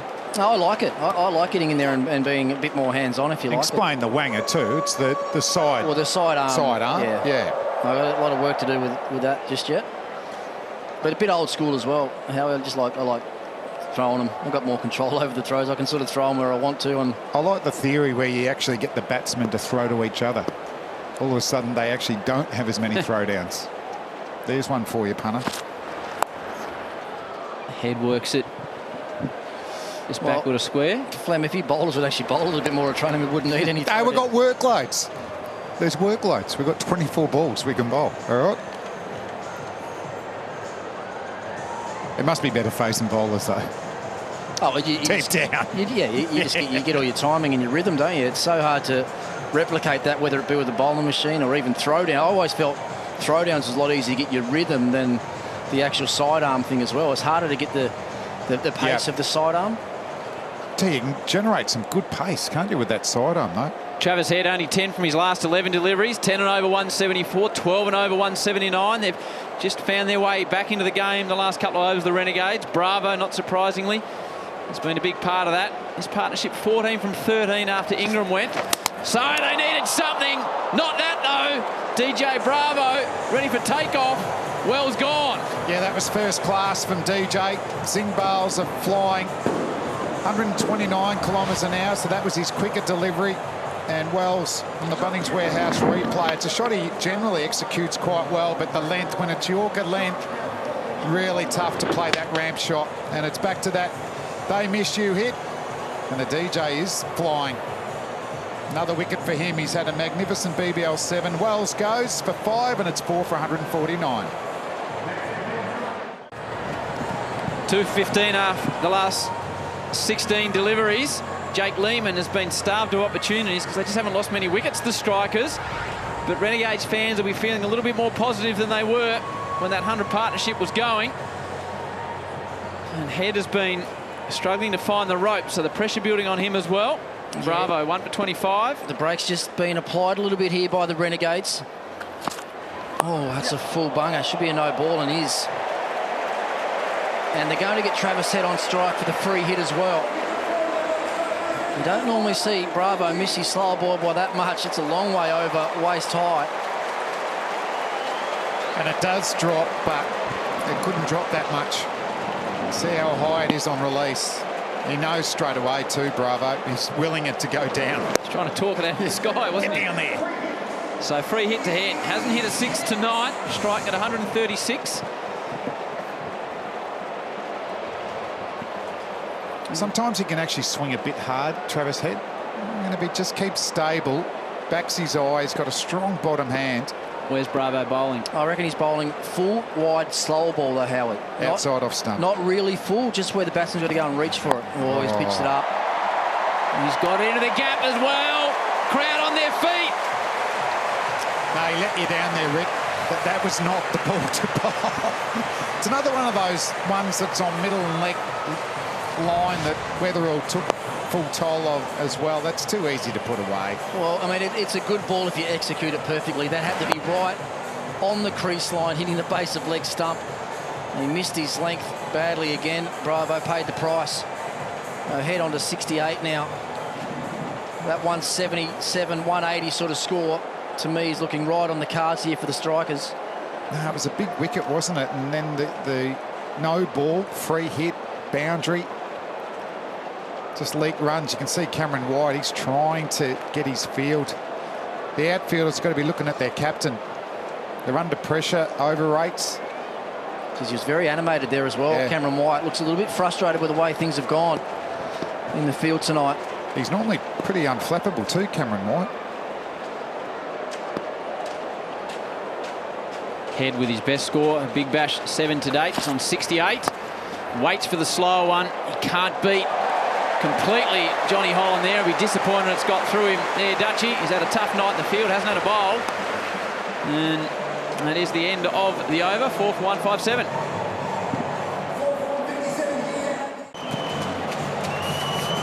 Jake Lehman on strike. Purple sky like it was last night in WA. I tell you what, boys, it's all happening.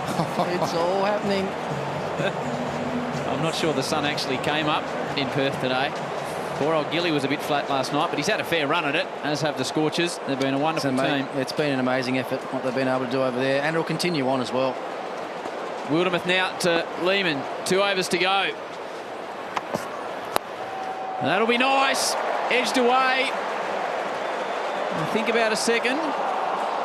They don't go. How are you feeling about the tally? 10 and over 176, 12 and over 180 looks a big number. Well, they got 187, I think, in their last game here, didn't they? And that ended up being enough. I think the Hurricanes ended up 176 chasing. So, you know, it's a high-scoring venue. It's a very good pitch. There's enough pace and bounce in it. It's consistent. There's one short boundary. And the Renegades do bat quite deep. And they've got a lot of power. You think of Bravo and Pollard in that middle order. Tom Cooper's been an outstanding touch. So it's not out of their realms by any stretch of their imagination. They'll just want the Strikers here. They need to finish really strong.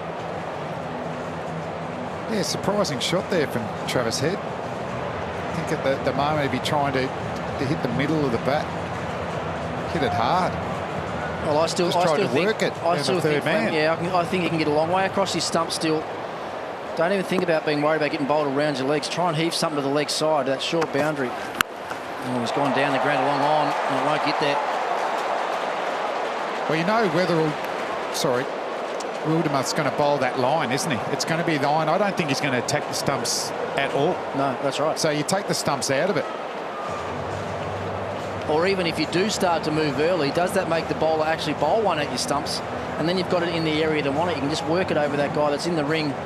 That short, fine leg, that's a long way outside.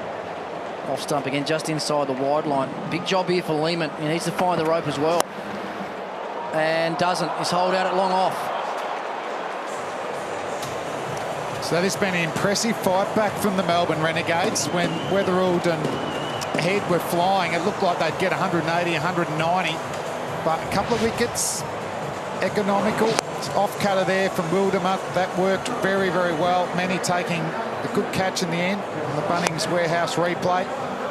Just see that Lehman just couldn't get the elevation over mid-on or mid-off. So he goes for 2 and it's 5 for 159. Yeah, well, I said leading up to that, didn't I? I wouldn't be surprised to see Harry Nielsen come out. They went with Nielsen. It looks like they're going with Michael Neeser now as well. So interestingly, they sent Jake Lehman in because he's not as powerful a striker as a lot of these other late-order batters, especially this guy here on screen. Oh, yeah. He is a good striker. His strike rate's not as good, Jake Lehman. So there's Michael Neeser's strike rate this year. It's 118, so his strike rate's a little bit down this season as well. They've been able to claw the strikers back here a little bit late in the innings, have the Renegades. It had a 180, 185 look of it, didn't it? Especially when that 100 partnership was building up.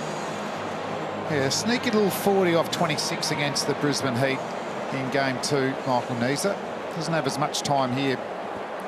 You can see he's a strong, athletic batsman. Hit the ball hard. And that's a nice first ball. It's just got over. Just got over. And that's the short boundary. So 4 off his first delivery. Cameron White just didn't time his jump. Yeah, it can be a fine line, can't it? The ball that Jake Lehman got out on the hold out of mid-off, that was probably another 2 or 3 metres to the fieldsman's left. He probably would have got away with it. And this one here wasn't perfectly struck. And Cameron White wasn't right back on the circle either. You see there, he starts on the circle, and as you do, Flem, you walk in with the bowler to get a little bit of momentum going, but end of the day, that probably cost him. Tried the slower leg cutter.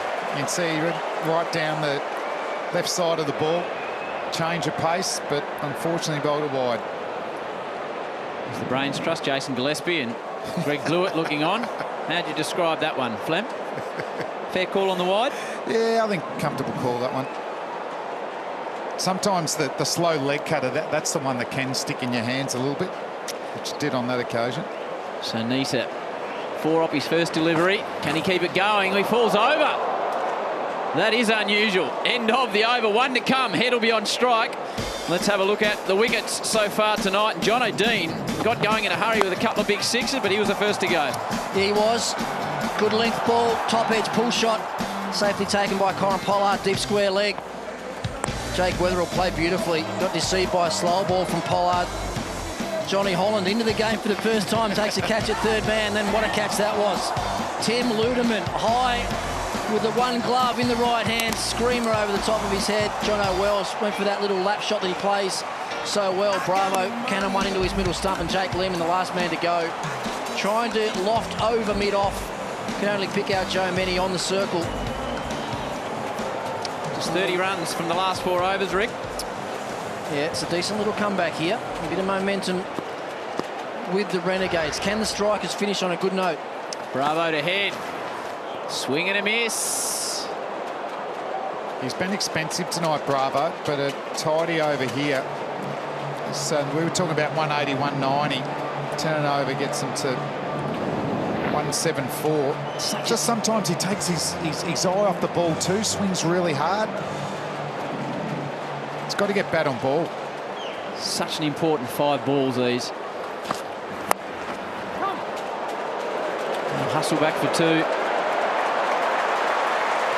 The difference, Flem, in a game of 7 or 8 off this over and 172 to a couple of boundaries and 182. It's enormous. Yeah, he's quicker Yorker there now, Bravo. Just be able to that's 25 kilometres quicker than the previous delivery. For the batsman, they're not sure what's coming. Bravo. What's he going to bowl on this type of delivery? That's an off-cutter again. It was a bit shorter, so he's able to get more bat on that one. Good fielding on the fence. Still another couple of runs. Yeah, looked like Chris Tremaine out there. Good bit of work in the deep. Just knocked it over to Bo Webster. And this is the area that Travis Head favours so much. We saw Harvey Norman Hawkeye earlier. All of his sixes, or pretty much all of his sixes, coming out into that mid-wicket region. They've done a good job tonight to starve him of those shots. We talked about the line that they've bowled wide outside the off stump. And yes, sure, he's hit some boundaries, but he hasn't been able to hit a 6. He might have hit the 6 now, Ricky Ponting. Right on the rope and over it. That was always going to happen, wasn't it? That was always going to happen.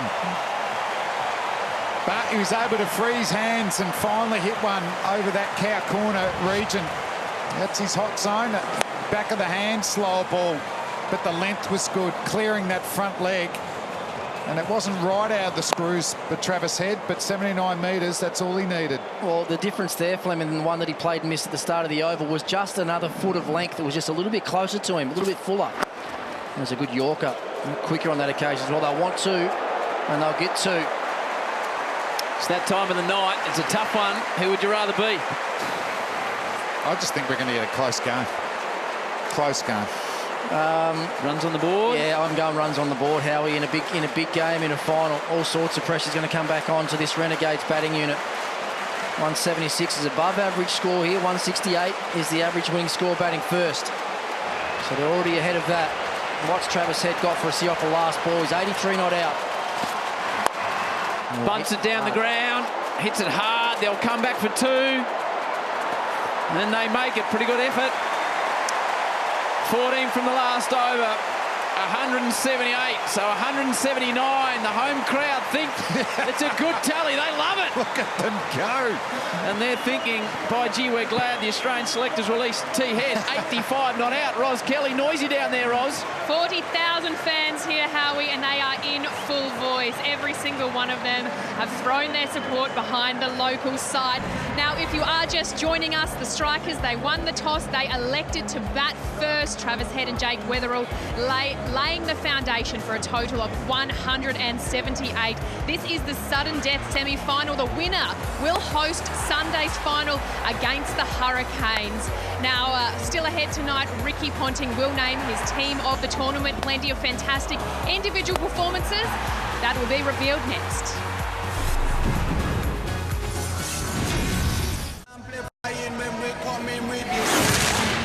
Rexona pressure moment, and Strikers fans rejoiced when they heard Travis Head was to be released from the Australian squad to play in tonight's sudden death semi, and the captain didn't disappoint. He belted 85 off 57. His innings including 8 fours, 1 6 at a strike rate of 149 to set the Renegades 179 for victory. The winner, of course, books a home final against the Hurricanes.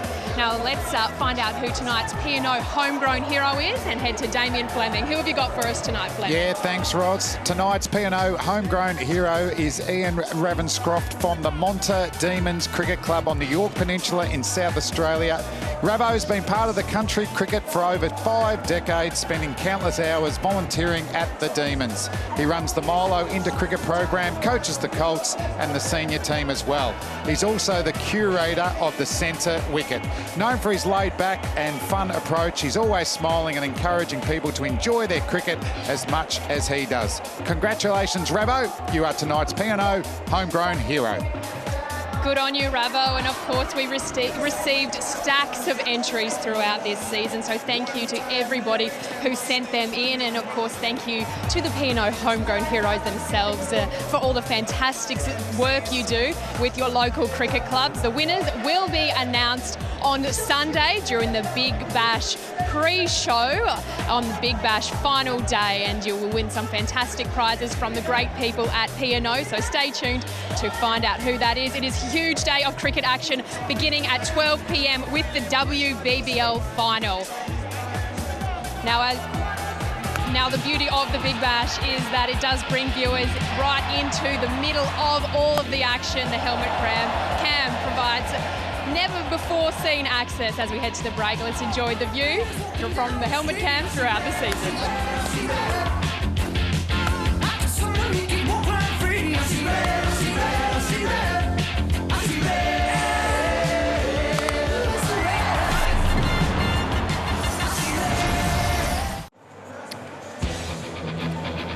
Welcome to Adelaide. The Renegades need 179 to make the Big Bash final, taking on the Hobart Hurricanes.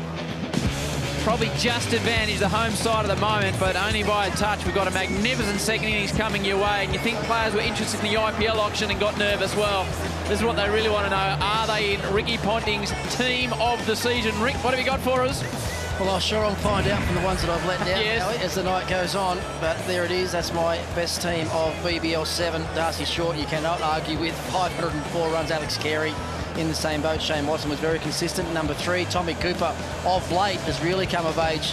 Good strike rate as well of 143. Ben McDermott, just note one thing there, 249 runs. That's before last night's semi-final where he made 67 off 30 balls. So he's in. Action Agar, brilliant all-round performance from him. His economy rate's been outstanding. Dwayne Bravo, 17 wickets.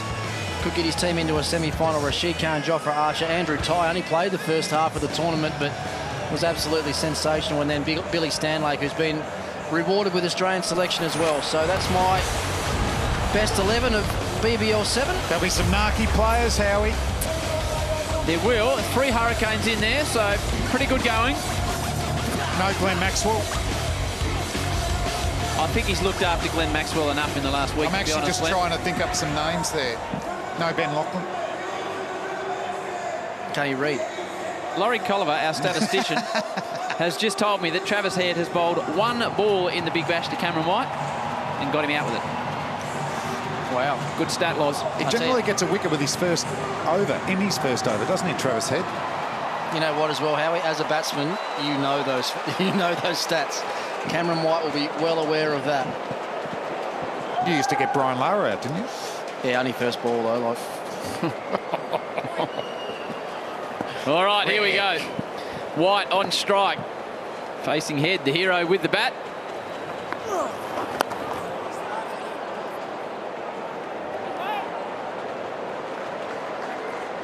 The thing is, too, for the strikers, they're going to have to get overs out of Head and Ingram.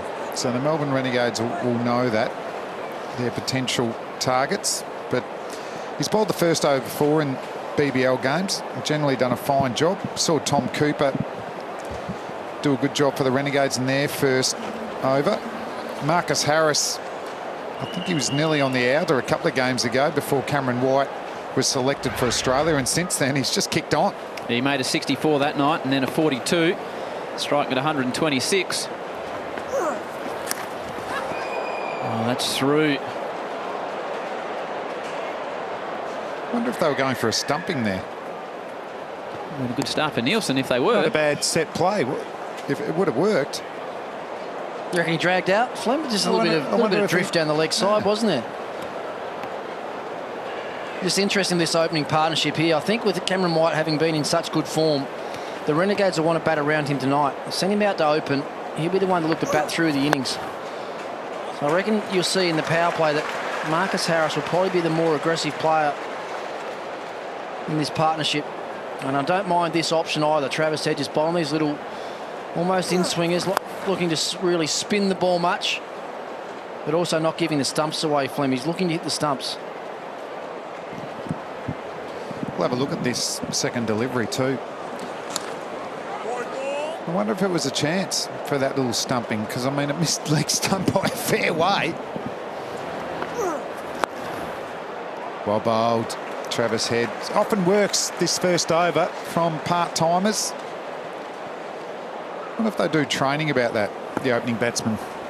Train facing a part-timer and see what they're going to do, because it tends to be shots like that, just singles at worst.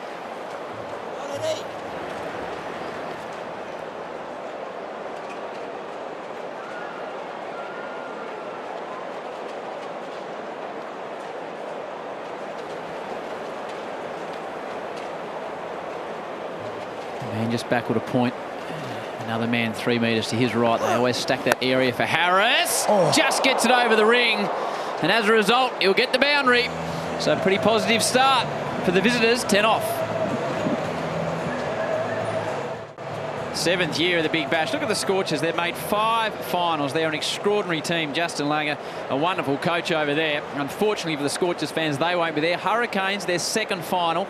The asterisk is because they will be about to play their second final on Sunday. Strikers, Renegades, neither have made the big dance. And they'll get a home final. Michael Nees has been excellent. Missed the first game. Been very good in the power play.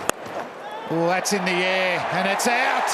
First wicket down for the Melbourne Renegades. Michael Nees, the first ball, picks up Cameron White. Well, it looked like he just got stuck. Fleming got stuck on the front foot, expecting Nees to pitch it up. He had a hard length. The Bunnings wicket replay, a little bit of extra pace and bounced high on the bat. Peter Siddle's not going to drop that at mid-on. Cameron White, the experienced and very dangerous Renegades captain, goes 1 for 10.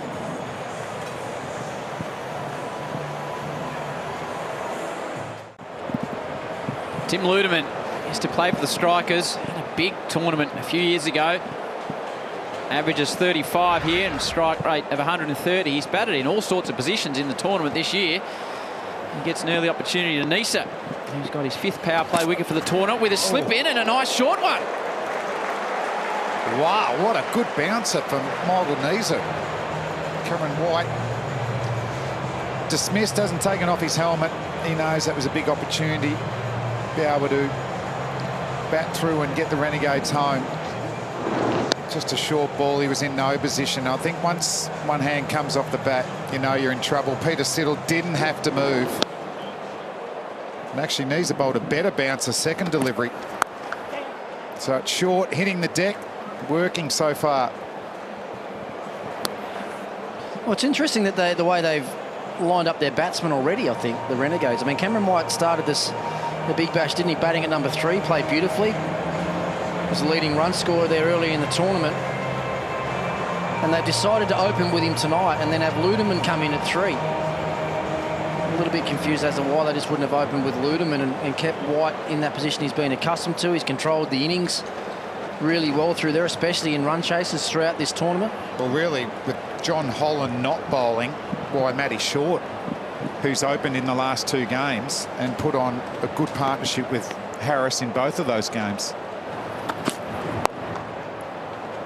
We talked about the fact Ludeman's batted all over the place as they come back for a second. You wouldn't hear this regularly in a tournament. He's opened twice. He's batted 3 tonight. He's also batted at 7 and 9. So he's had a fair run through the order. Utility. Hasn't he? Utility. Old-fashioned utility for him. Well, when they were at full strength... He's a journeyman and a utility. Full strength at the start of the tournament, that was his only position he could bat. 9. There's nowhere else for him in that lineup.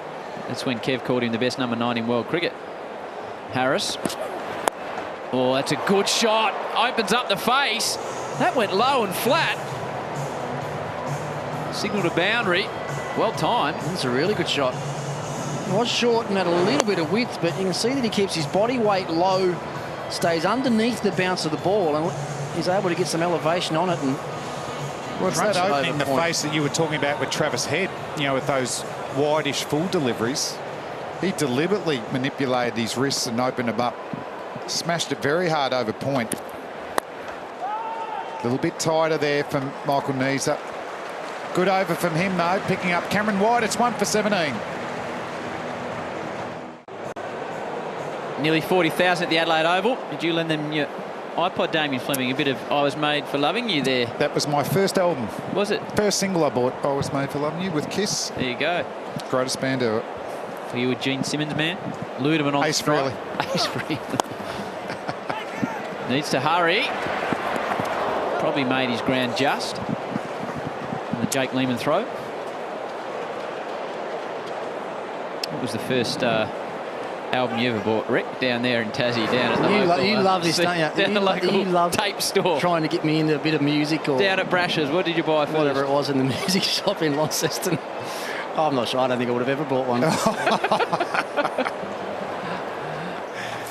Harris gives himself room. My first ever tape was Pink and Black Choose 1985. It was a mixed job. And what was your favourite song on that? Maybe U2 was on that one, early days. Okay, Pride or something like that? It was Pride. All right. You got nothing for us? No, Rick's got nothing. I had every cricket book and magazine ever, but not too many cassette tapes. Fair to say your money was probably being invested at the local dog track rather than at Brash's. Well, they get it. Another run here. After the ball collected the stumps. I remember Rick saying he was a big Poison fan in their heyday. Poison. Nothing but a good time. Guns N' Roses, I liked a bit of that. You used to have a lot of that on your... Yep. On your Walkman. David, yes, it was a Walkman. The batteries would last about half a song. 25 years, I think, since Guns N' Roses played out at Calder Park this week in Melbourne. Couldn't quite take it. Just burst through the hands of Travis Head. Well, it's interesting this from the Renegades. They can't afford to let Travis Head get away with another cheap over. They're looking to be aggressive, and it's actually creating a few chances. That was hit hard and flat. Oh, yeah. And I reckon if he hadn't have batted and got 85 not out, he might have been able to get a little bit more elevation on that, Travis Head, as well, and pluck that one. It's worked across the line into the deep mid-wicket. Rashid Khan will do the fielding. Still been another steady over, just the 5 runs off, 1 ball to go. And they wanted to sneak. There's the shot of the attempted caught and bowled. It's probably through him too quickly. He sends long on back. He just wants to avoid giving up the boundary off the final ball, and he does. Well bowled. Big trouble there. I reckon Ludeman was well short of his ground. We'll have a look at it after the break. 1 for 23. Final ball, the last over. It was a wide throw. Direct hit. Ludeman was well and truly gone. Hobart Hurricanes are nicely nestled in their hotel, Flem, knowing they're playing on Sunday. They play the winner of tonight's game. So if Adelaide win, it'll be here at the Adelaide Oval. If the Renegades win, it'll be at Etihad Stadium. And tickets will go on sale at 8 a.m. local time for members and GA at 11 a.m. So if you're thinking about coming along, after you know where the game's going to be held. Another run-out opportunity. Oh. You got to be ready for this, haven't you? If you're in that inner circle. I think social media is very good. Sorry, Flem. I think social media's blown up with your team, Ricky. Apparently, a lot of people having thoughts about it as we have a look at that run-out again. I'm sure there are, Howie, and I bet most of these tweets we see are not going to be positive ones either. Anyway. Good team coach. That's why we love punter. Knows the game. Exactly right. Everyone loves Ricky. High ball. It's going to be a difficult catch. Might hit the gap. It does. Wells was steaming in.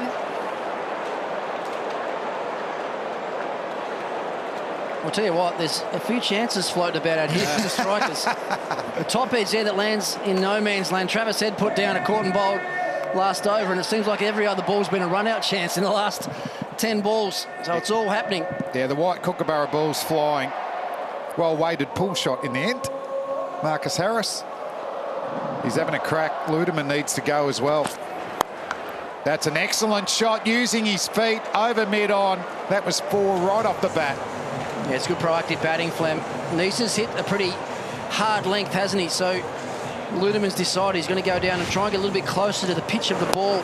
It's good use of the feet. And what he has got, Tim Ludeman, is a beautiful free bat swing. Never really tries to overhit the ball. He just backs his swing, tries to find the middle of the bat like he did on that occasion. It's a class shot. Yeah, he loves hitting to leg side. So Neese can just force him to hit through the offside. Oh, that's an edge, but ooh, that would have been a great catch for Nielsen. Another boundary. We'll talk about plenty happening. Young Harry Nielsen's been in the game a fair bit as well. In 3.5 overs. That flew off the bat, didn't it? Went really quick. It was always wide of him, pretty much down the line of a regulation first slip. But it's another boundary. So all of a sudden, the Renegades is pushing towards a big total, pushing towards being on par at the back end of this power play. Well, that's a good shot. That'll be 6. That's the area that he fancies. You get full and straight on leg stump. Ludeman flicks him over square leg for fun. 6 off the last ball of the 4th over, 1 for 40. Sunday, midday, Eastern, the WBBL final. The Sixers taking on the Perth Scorchers. 3:15, the BBL final preview. Keep an eye for that one then. 4:15, the Big Bash final. The Hobart Hurricanes. Who will they be playing? The Renegades, who need 139 from 96, or the Strikers? I said it just before the innings break. It's close, Howie. Yeah. I just think we're going to get a close game here. Last over, Flem. There's some really good bowlers. Peter Siddle, he's had a wonderful BBL 7. First time he's really been a regular player. Been playing for Australia most of the time, but he's got wickets, economy rate under a run a ball. Harris will be looking to line him up through the leg side. And he does that. First ball, boundary. We know that Peter Siddle will generally hit short of a length. That's a good shot. It wasn't perfectly struck. It sounded like it was really high on the bat. When it catching height between the guy mid-wicket and mid-on, but it was perfectly placed, luckily for Harris. They're going hard here. The Renegades are already in front with the comparison. The Strikers were 1 for 36 at the same stage. It's a better shot. Picks out the man at mid-on. No run. An interesting thing for Peter Siddle, we're talking about how he's upskilled a lot this year for the BBL 7. His Yorker's been coming out really well. Generally bowls it in the middle overs, and he's developed a nice slow leg cutter. But by bowling that to the left-hander, it's going to be coming into Harris. So you want to be making him to hit to that bigger field through the offside. Where's that Yorker? Well bowled. Well, a lot of decisions to be made by the captain tonight. He's got the ace player, Rashid Khan, 17 wickets. When do you bowl that man, Ricky Ponting? I've got a feeling he might bowl the next over, Howie. I'd like to see him bowl one in the power play. They're going really hard here, the Renegades. And as I've said right the way through this tournament, for the last 4 or 5 years, the one thing you don't want to do as a batting team is lose a wicket in that 6th over. Give him the next over, see if he can get a wicket. If not, you're not going to go for many runs anyway.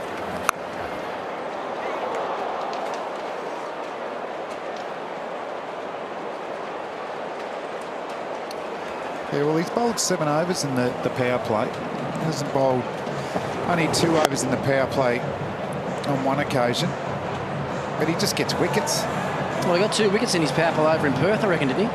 In the last game they played. 2 for 4. And I wouldn't mind that again tonight, because all the momentum right now is definitely with the Renegades. Yes, it's going to be a long, hard chase, and they're going to have to keep this momentum slowly building right the way through this batting innings if they are going to win.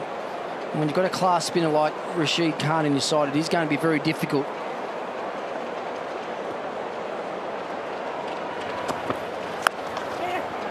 Another run-out chance. Oh, I reckon that's the 4th one. They've had to hit the stumps, the strikers. Gee, they're taking them on, the Gades. How many miles is this white kookaburra doing? It's getting hit everywhere. It's getting thrown around everywhere. He might have just about made this in the end. It took a long time to actually release the ball. Ingram it was at extra cover. It was a slow throw. It would have been tight. Big ball coming up here as well.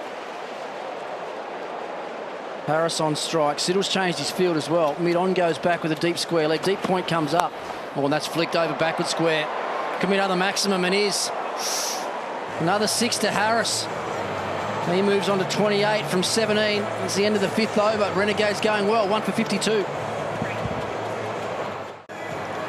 Well, Ricky Ponting, you thought he'd bowl the next over. He's got the new haircut for the final. He looks serious. He's the big bowler. He's got 17 wickets.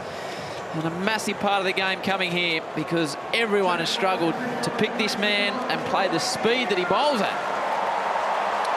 Yeah, he's been a terrific inclusion to the tournament, let alone to this striker's outfit. We know how he bowls as well. He bowls quite quick. Bowls majority of sort of top spinners and wrong-uns. And very rarely gives the stumps away at all to the right-handed batters, does he? Looks to hit the stumps, looks to do the right-handed batsman off the pitch with his extra little bit of pace.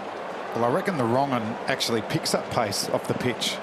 And if you just stay on the crease, you often get bowled or LBW. Looks so confident, doesn't he, from when we saw him in the first couple of games of the tournament. Fleem is now directing his field and choosing him and positioning him as he wants. Oh, well, one thing we have that close as well. One thing we have highlighted quite a bit through this Big Bash is how much better he's bowled to right-handers than he has to left-handers. And when I say that, he's only got 1 left-hander out in the entire tournament at the average of 51. His economy rate's still quite low. And there it is versus on the screen there versus right-hand batsmen. We've got 16 right-handers out, only 1 left-hander. Wow. Look at the average there. The average is 10 against right-handers and 51 against lefties. That's short. Hit powerfully to the man. Weatherald it is a deep square leg. Just 1. Maybe Tim Ludeman should think about batting left-handed tonight. Well, it's just the bolds and the LBWs, isn't it, to the right-handers? That's the major wicket. It's harder getting an LBW with your wrong-un as a right-hand bowler. And even bowling them, their paddle generally getting the weight. Oh, he gives himself some room. Hits through the offside. Great strike from Harris. He's flying at the moment. 32 off 19 deliveries. Well, that's good proactive batting, that. And it's gutsy batting as well, Flem. Left his crease, and I'm probably pretty sure he wouldn't have picked it straight out of the hand either. And you know with Rashid Khan that one of his best balls is his wrong, and he can spin past the outside edge. So that's good batting from Harris. Opened up the offside. Bang, 1 bounce over extra cover. Oh, this time he gets it fine. Great start from the Renegades, 119 from 85. A lot of batting to come. Bravo, Pollard, Cooper. That's a very late cut, wasn't it? Tom Cooper, who's been excellent in this BBL 7. He's in your team, Rick? Yeah, he was in my team. Yeah. Deservedly so as well. He has been one of the standout players. 50 partnership, just 28 balls. And that'll be another boundary. Local crowd. Donuts. 64 after the power play. So, big last over, 12 from it. Rashid Khan's gone for 35 at one point. That's the most anyone's got after him. It was against the Hurricanes, and he didn't take a wicket, so a good start by the Renegades against the big trump card. Well, two things, Howie, so far. That's the worst power play runs-wise for the Strikers, giving up 64, and it's also the best one for the Renegades for the entire tournament. Yeah, no, Billy Stanlake generally bowls 2-3 overs in the power play. Doesn't pick up a lot of wickets, but he goes at less than run a ball.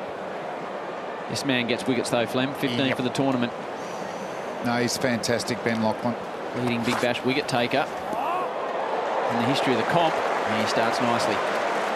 Well, this is the other area that they're going to be under pressure through this bowling innings, the Strikers. They've only gone in with 4 specialist bowlers, so we know that Travis Head's already bowled a couple.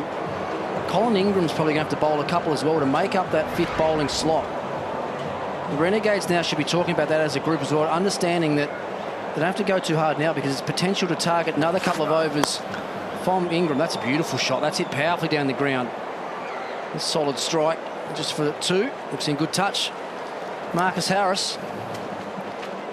That was just a punch, wasn't it? A straight punch from Marcus Harris. Get a good view from umpire Cam. Really close to the umpire. That's a nice shot. Yeah, I think they would have talked about that before the batting innings, that potential 4 overs between Head and Ingram could go big time. But Lachlan, as you said, how he's a genuine wicket taker. He's a threat. He has been in every BBL. Real wicket-taking deliveries, Yorkers, slower balls. Bowls a good bouncer as well. I think it's really interesting that I think it might have been Gilly spoke to Andrew Ty early in the tournament and asked him about all the different balls that he had. And I think he said he had 14 or 15 variations or whatever it was. And then he asked Ben Lachlan how many he had as well. He said, I got 2. I got a Yorker and a slower ball. That's it. Well, they've been very effective over the years. He's got a couple of different slower balls, though. And he knows his field well. I was going to say, he's a good thinker about the game. He sets his own field. Just quite often just see the captain let him go. It's a bit straight down the leg side. It's going to be a wide.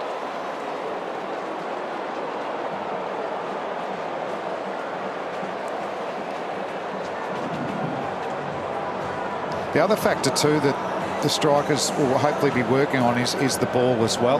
We saw at the Adelaide Oval the last couple of games that it has gone a little bit reverse swing. Just going down leg. And for someone like Lachlan with that slinging action, you should be able to get, if you can get the ball in the right condition, it should be able to move. Same with Michael Neeser. Yeah, well, I mentioned that in the first innings, didn't I, about the ball reverse swinging. I got a few texts in from some of the players as well saying the reason why. They think it's the electronic boundary fences that actually takes big chunks out of the side of the ball. Okay. If it gets hit into that advertising hard, quite often the ball comes back with a big chunk out of the side of it. Oh, Harris, have a look at that for a shot. That is 15 rows back. This man moves to 42. He's doing a Matty Wade. Well, that's another way to get a chunk out of the side of the ball. Just hit into the bricks about 40 metres over deep backward square. Beautiful pick-up flick, wasn't it? Just gave himself a little bit of room over to his off stump. Got in the line of the ball, and there it goes. Straight into the brickwork. Long way back. Class batting. He's on to 42 now, Harris. They've just got a little bit too much middle and leg to both these batsmen, the Strikers bowlers. It's a better line. Still going to be some runs, though. Just a single. Good over again for the Renegades. After 7, it's 1 for 76. It's that time of the year when TV's best shows are all on at once. Oh my God! The cooking shows. Yeah. The dating shows. And that jungle show. New Gogglebox starts Thursday on 10. That'd be up your alley, I would have thought, Flem. You like that type of stuff. The Flemings do watch it. Yeah, yep. No doubt. Good show. 53 from the last 4 overs, so Rashid's going to go again. Well, look at the comparison as well. 1 for 76 to Renegades. The Strikers are 1 for 61. This is the phase in the game, though, where the Strikers got a real wriggle on, didn't they? Weatherall was able to find the boundary on a few occasions. He's whipped through mid-wicket. Good use of the wrists again from Harris. But it's just a nice shot, isn't it? Further than just sort of providing a full face and hitting it straight back to the bowler. Just be able to whip it and make sure you get down the other end. Doesn't let Rashid Khan, he likes to build pressure, get a batsman down there, try and pick him off the pitch, get him caught on the crease, and that's where he brings these bolds and LBWs into play, particularly to the right-handers. The thing that Travis Head will be thinking about here is when am I going to be able to use either himself or Ingram? And all he's got to do is he's got to wait and try and get a wicket. And get a wicket, then you can use that part-timer to the new batsman that comes to the crease. But you're not going to be able to do it until you get that initial breakthrough. So the longer this partnership can go, he's really going to put a lot of pressure on that man on screen there, Travis Head. Well, he's going right back, isn't he, Ludeman? He's sweating on anything short. Swinging hard. So how long can he afford to delay it? If the partnership continues into the 11th, 12th, 13th over, does he still hold off? Probably can't wait that long, to be honest. Yeah. So he's going to have to, yeah, if they don't get a wicket in the next couple, he's going to have to bite the bullet, maybe either go back to himself or give Ingram that chance. Good work by Nielsen. They're going upstairs. Strikers don't look that excited about it. Well, Peter Siddle at short, fine leg was more excited than what the keeper was. Definitely not out. He just drags back across there late after the bails had already come off. Good bit of work from Nielsen. He's actually done really well there to stay in his crease, Marcus Harris. He's given himself room outside leg stump, but not actually advanced out of his crease. So he's just trying to open up that offside field. I think if I was Rashid Khan, knowing that I had a left-hander that's going to play those shots to me, I think I'd be bowling more leggies. I know, and it's a bigger boundary on the leg side for the left-hander as well. Try and spin the ball back in towards the stumps.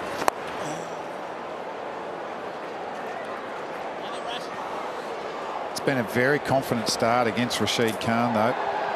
He's been sensational through this BBL 7. 14 already off, 11 deliveries.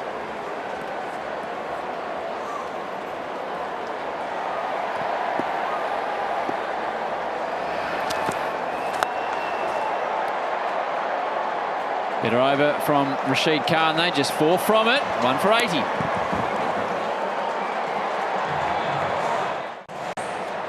Fantastic initiatives by CA. Join the fun of your local girls-only cricket league. Playcricket.com.au. Those girls having a great night at the cricket. A bit concerned about their strikers, though. The Renegades, 99 from 72. The partnership, 70 from 42. Well, you wouldn't know it around the crowd, would you? He's slightly behind in the game, certainly on the comparison. Anyway, here's Travis Head now, actually, back into the attack. He's biting the bullet now. Ludeman on strike. Look to slog sweep to the leg side with the spin. He's got away with one. Be a leg by, more than likely, just a short, fine leg.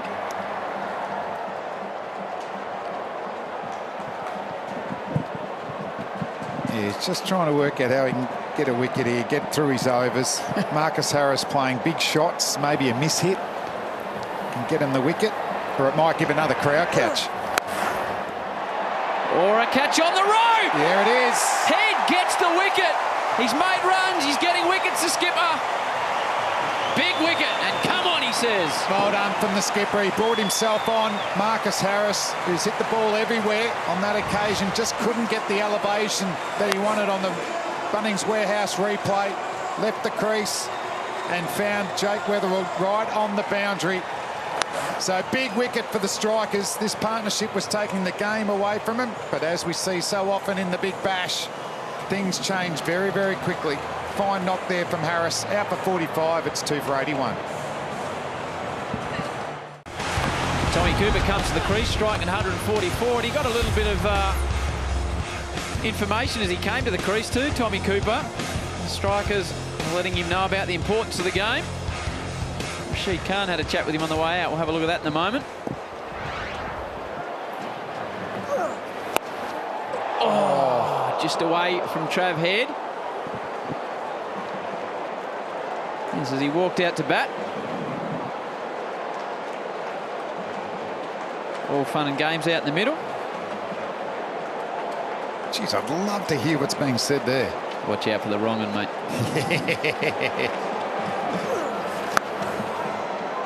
That partnership was 71 from 43. Harris goes, Rick, at a really important time. Yeah, he did, Howie. I'm not sure he had to take the off-spinner on either. I know that's the short boundary over there for the left-hand on that leg side, but Tim Ludeman was going to be hitting with the spin to the longer boundary. I think I would have fancied him more so than Marcus Harris. Anyway, gutsy piece of captaincy from Travis Head to bring himself back into the attack. Here's the catch from Jake Weatherall. You can see Ben Lachlan trying to get around a bit closer to him, and maybe a bit of love from the last one that was shared between the two of them. Well, he owed him one. Why couldn't he just throw it over to Ben Lachlan? Great shots of the crowd in the background, wanting to get in the game. Cooper just scoops it. Gutsy shot. And into the gap as well. Well timed, Tommy Cooper. It was just a little flick in the end, but it gets to the rope. Great shot, 2 for 87. Marcus Harris helped get the Renegades off to a flyer with their best power play of the season so far. Marcus, fantastic start for you guys. What was the discussion between you and Tim out there, and also the focus heading into tonight's match? Not too much, obviously just to try and get us off to a good start. And they've also got a good bowling lineup with Rashid Khan through the middle and Peter Steele and Ben Lachlan. So try and take advantage of the short boundary a bit, and just try and have a good partnership. What was the decision making behind as another 6? It's a catch. Ros Lehman takes the catch. Rashid Khan gets the wicket, and Ludeman has to go. And now it's the strikers coming back. Okay. Yeah, well, that very positive approach, or ultra-positive approach that they've shown tonight hasn't paid off here. The Bunnings wicket replay, Ludeman looking for that deep mid-wicket region. It was just a little bit wide, wasn't it, outside his off-stump. He couldn't drag it to mid-wicket. And it's the son of Buff at long on that takes the chest mark. Umpire Fleming gives it out. Yeah. Ludeman's on his way for a well-made 28. 3 for 87.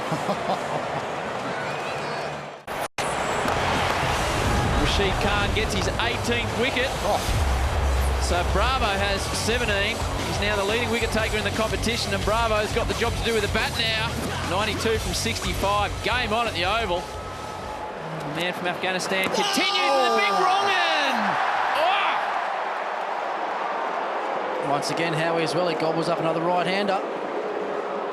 Well, they had words, didn't they, walking out to bat, Tom Cooper. I wonder if he was mentioning watch out for the wrong-un because he wasn't watching out for it. Well, I'll tell you what I like as well, Flem. They set him up well there because he's got a slip in place, so the batsman straight away is thinking this is going to be a leggy.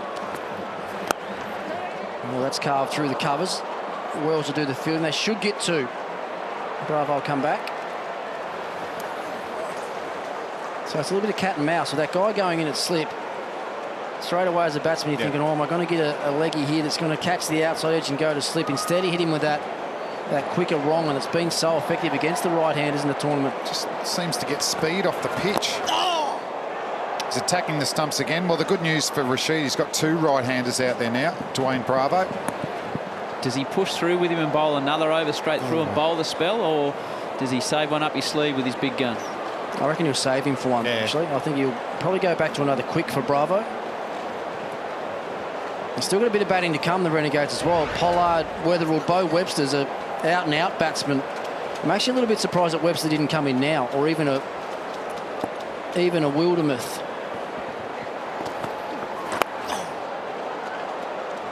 Just a bit full there from Rashid Khan.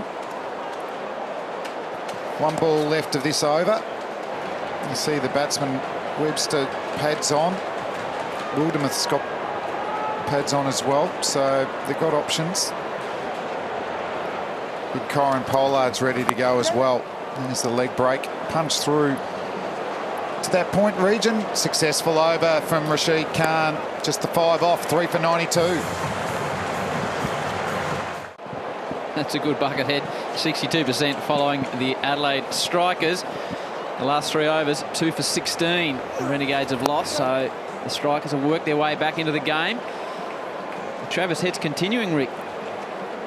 Yeah, no real surprise. As I said, you try and get those worry overs, if you like, out of the way when a new batsman comes to the crease. Well, Dwayne Bravo will be on strike now, so the likelihood of him going straight away at Travis Head is quite minimal.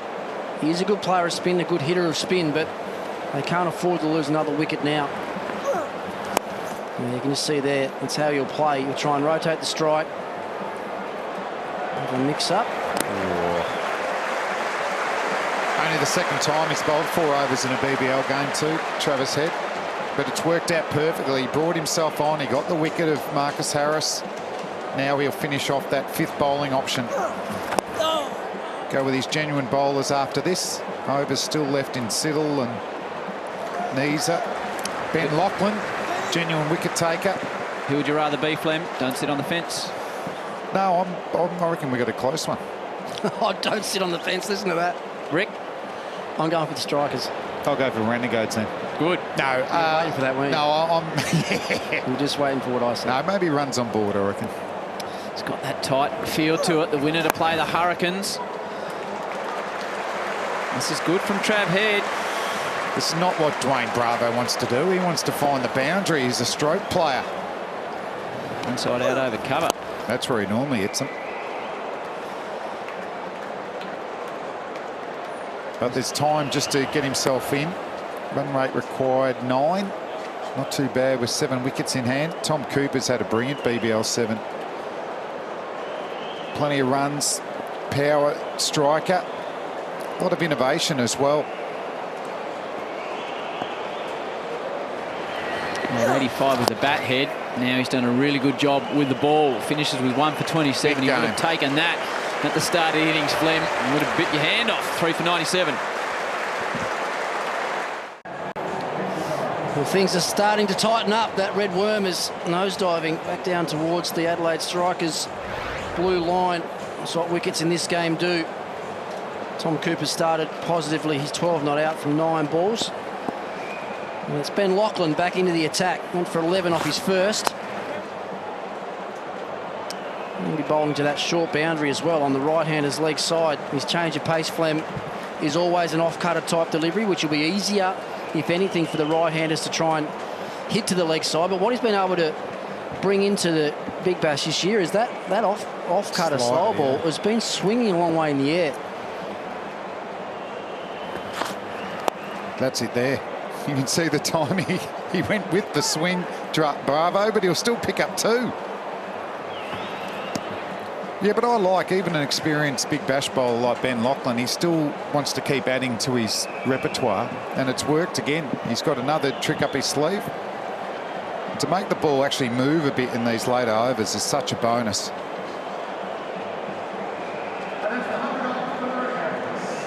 Got to be happy with his field, though.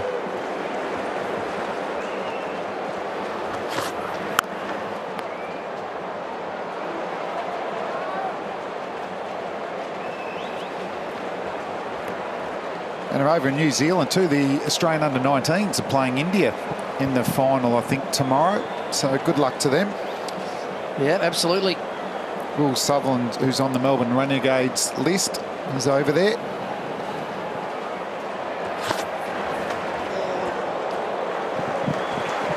And I know I do a bit of coaching at Wesley College in Melbourne, and they played at Xavier today, and they weren't unhappy that Zach Evans wasn't playing for Xavier. He's the captain. He's over there bowling fast for the Aussies. So good luck to Zach and all the boys. Indeed. 14 from 15, the partnership here. It's been a good 4 or 5 overs for the Strikers. Been pretty orthodox from Ben Lachlan here, bowling quite fast. It's a young forcing him to hit too long off for a single. Sorry, just talking about that under-19 World Cup. There's a young kid opening the batting in the Indian team, Pritiv Shaw, I think his name is. Made 400s in his first 5 first-class games over there. And he's playing under-19s. He's playing in the under-19s. It's the end of the 12th over. The bye, 3 for 103. For 12 years, they've been Australia's biggest rivals. Now, Anthony Mundine and Danny Green will settle their score once and for all. I reckon I've got a front row seat here. It's going to be a rumble in the jungle Sunday. Celebrity live after the Big Bash final on Sunday. So the Big Bash final starts at 4:15 Eastern. So make sure you're home and in time. It's an earlier start, 4:15 Eastern. The WBBL final starts at midday on Network 10. So basically turn on 10 at midday and watch till your eyeballs fall out. Yep. Peter Siddle back in. He's got 3 overs. Wonder if the Renegades will see him as the most vulnerable of the striker bowlers or the quick bowlers. Well, there's a 4 straight away. 4 straight away. Good start to Peter Siddle's second over for the Melbourne Renegades. Well, it's a class shot too, Flem. It's not all just about crash and bash in this game. It's good finesse. And Dwayne Bravo waited late. Almost to the ball, was past him. Opened to face the bat, ran it down to third man for 4.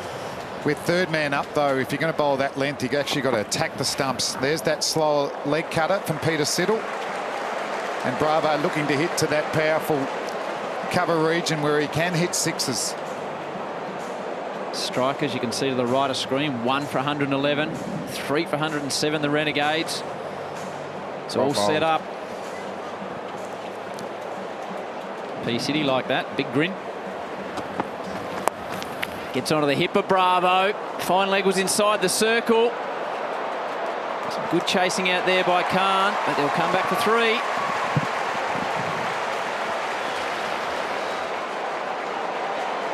Well, I tell you what, this has got the makings of an absolute... Yes.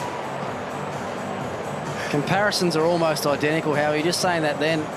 Strikers were 1 for 111. And with that 3, the Renegades are 3 for 110. They have got some batting depth. They've got Pollard to come, who's a noted finisher. In all tournaments he plays around the world. There he is there, the big man. Oh, yeah, big hitter.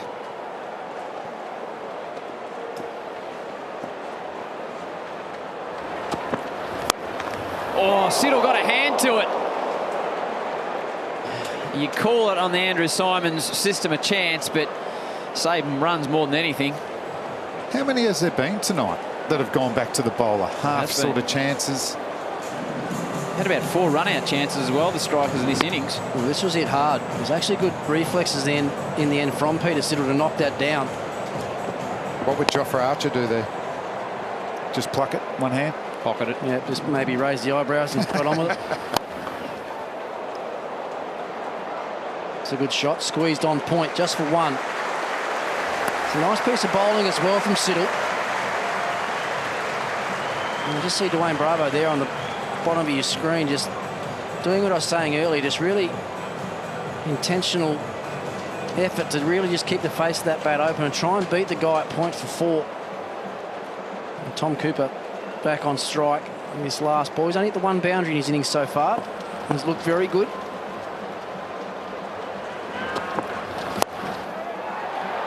Lofted, but he's got it into some space out there. There was 2 men patrolling. Good fielding. 3 for 113. Night scene, Adelaide Oval, 66 off 42. Will we be back here on Sunday for the Big Bash final? Will be if the Strikers win. Rashid Khan still an over to go. When do you pull that trigger? So much to think about for the captain out there. Well, one thing they'll know, Howie, is that Corin Pollard doesn't pick leg spinners particularly well. So they may be saving 1 over for him when he first comes in, but when will that be? How long can they wait? That was close. Because right now, for mine, this chase is under control. Yep. It's in the low 9s required per over, 9.29 in fact now. And that, oh, that's tight. I know what you're going to say about that one, Flem, being a fast bowler. Legitimate delivery. 5 left in the over.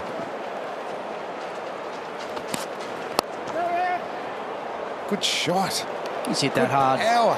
It was a slower ball. It was a slower ball. That's a wonderful stroke there from Tom Cooper. He has hit that really hard. He's done that a few times tonight, hasn't he? Like almost like a short arm punch. It's full on, it's a slower ball. He's got great pace on that. Beat the man at long on, who in fact was actually quite wide, to be fair. It's a great shot though from Cooper. Needs to look after his DJ at the other end. Oh, it's going to be another boundary. These are valuable runs now. The Renegades put their nose in front. He'll take that one. The previous delivery hit right in the screws on that occasion. Just a little bit short, dragged down. It was a thick edge, but no third man. It's going to run here at Adelaide Oval. So it's all going Tommy Cooper's way. He's had a fantastic BBL 7. It just continues tonight. This could be those big overs that swing the game, Flem. 9 off 2 deliveries. He's having a good Wouldn't mind seeing a Yorker here. He hit the Yorker pretty hard. It's another thing to think about as well, boys. Like, so they've only played the 4 specialist bowlers. Yes, Travis Head's done a good job to get through his 4 overs for 27, but if one of your main line bowlers has a bad night, like Nisa is right now, 2.3 overs, 1 for 34, there's nowhere else you can turn. He's got to bowl his 4 overs. Unless you go to an Ingram, where this stage of the game is going to be a huge gamble. So once again, that's another thing, a tactical thing that opposition teams will always be talking about. When you don't go in with 5 specialists. Well, you know who's going to bowl, isn't it? If there's 6, 7 potential bowlers on any given night, if they start well, they might bowl their 4. Leaving with Siddle. Siddle's bowled 2 overs for 22 as well. So on back of the bat, safe.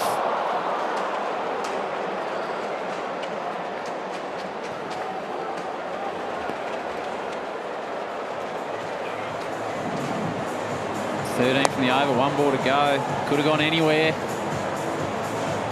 I'm not sure Tommy Cooper really knew where it went either. Well, that was a leg glance that went just through point region. It was one of those ones. Catchable height. It was a dipping slow ball, I think. Flem that actually just sort of dipped away on him and caught the back of the bat.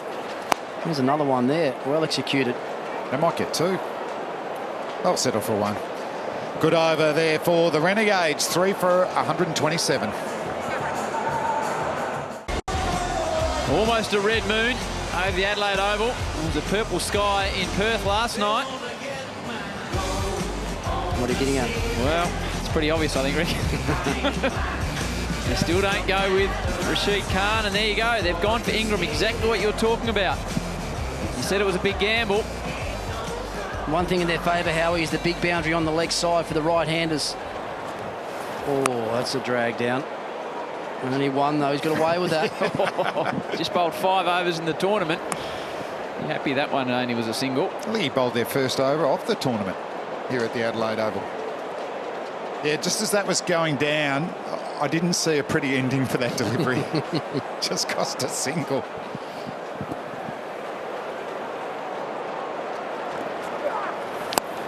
Well, Bravo hasn't got it where he wanted it. Man steams in.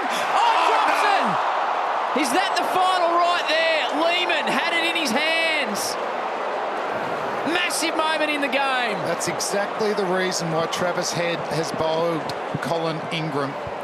The opportunity, the leg spinner, bit of a half tracker. Bravo doesn't get in the middle of the bat, and Jake Lehman, he got there easily. Should have taken that one, and he goes over cover for a 6. Wow, what a game changer that is. Wow, all right, Flem. There was another drag down, wasn't it, that top edge? You can just see the man on screen there just taking a couple of big, deep breaths after that. Made great ground, got there easy. Hit high in the palms and bounced out.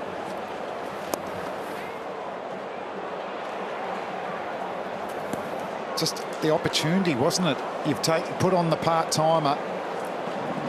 Not the best ball going around, but it could have been a good result. And he got there easily in the end, didn't he? I don't know how he dropped that one. No, I put my finger down there. Oh, no. I went a bit early on that occasion. Did. The finger of death. You've got a bit of South Australian blood in you, haven't you? That's why you did that. You're giving that out early. Well, it's hard to get out of you. Or is it just because it's the Renegades, your crosstown rivals? No, I don't know. I'm just up. Good finish by Ingram. Could have been so much better, though. 42 from the last 5. Big Bash Finals, it's all about Sunday, midday, the WBBL final, the Sixers versus the Scorchers, 3:15 Eastern, the BBL final preview show, then the Big Bash Final, which will have the Hurricanes and the winner of this game at the home ground of the winner of this game. Good partnership now, 50 from 36, that catch. Is that the defining moment of the match? What can Lachlan do about it? 2 overs for 16. They should hustle back. Bravo's a bit indecisive, but he'll get there. Have they been rolling that pitch at Etihad Stadium, Howie?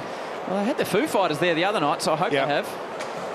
I'm sure they have. I'm sure Dave Grohl would have made sure that he just kept away. He pleaded with the crowd, just keep away from the pitch area, please. I saw him out there marking centre. Yeah. Just before he started, just scratching his little taking guard out there. Well, there's a bit of John O'Dean in him, isn't he? Longer hair. Probably go after him a bit, I reckon, Dave Grohl. Catch! Dean! Speak of the devil, Lachlan's pumped. Flying through the air. Dave Grohl-like with a lead guitar. Great catch from John O'Dean, and the wicket for Ben Lachlan. He's done it throughout this BBL 7, and he gets his team another wicket on the Bunnings Warehouse replay. We know Bravo loves to hit inside out, but he hit the ball in the air, took an opportunity, and that's a specky.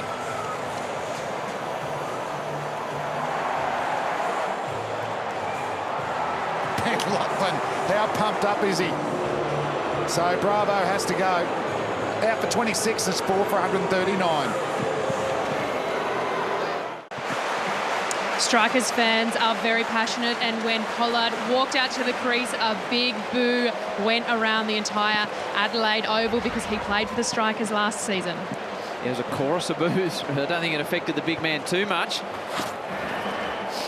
Lachlan starts with a dot. You talked about the fact that the big man from the Caribbean is not that good at picking the leggies. Does that mean we see Rashid Khan next up? He's got one over to come. It's got my vote. It's got, I'm guessing the same way. It'll be the over from this end as well, so that big boundary, Harry, will be on the leg side for the right-hander. Good first-up delivery there from Lachlan. I wouldn't mind bowling another one, really. Oh, it's that one. Beautifully bowled. Beautifully bowled. Bounce the first ball, then that slider curve delivery. Like it. Still no need to panic, though, for the Renegades either. They're still ahead in the comparisons here as well. 4 for 139. Strikers were 3 for 136. Pollard generally takes a few balls to get in as well. He likes to have a look at a few. Hit that one hard down the long off. Oh, they're coming. Good work by Lachlan. I think they're good, though. The throw from Khan was pretty sharp. Yeah, I think Ben Lachlan might have actually just knocked the bails off with his hand. I'm not sure the ball actually got back onto the stumps. He gestured to the umpire straight away, almost as to say, I think I've knocked him off. Right. It's a good over, though. The game was getting away from them. 4 runs from it and a wicket. Can he finish it? Look to just a single, so a wicket and 5 off. 37 required from the last 4 overs for a place in the Big Bash final. Comparison very tight. Ingram going to be having a second over, Rick. What's Travis Head thinking? Well, I'm a little bit surprised, but also I think I understand why, Howie. I think they're gambling on the fact that Pollard probably won't go just yet. Might just take him another few balls. And I reckon Cameron White's there shaking his head saying, go for it now, big fella. Try and take this over down. Get us an over of 20 now and break the back in the game. But if I know Pollard the way I think I do, he'll want to take it really late. The size of that thigh pad, family could sleep on that mattress. So, the gamble continues. And just say, Rick, just working his way into it. Oh, they're going to come back for 2. That's a bonus. Oh, Pollard veered all round.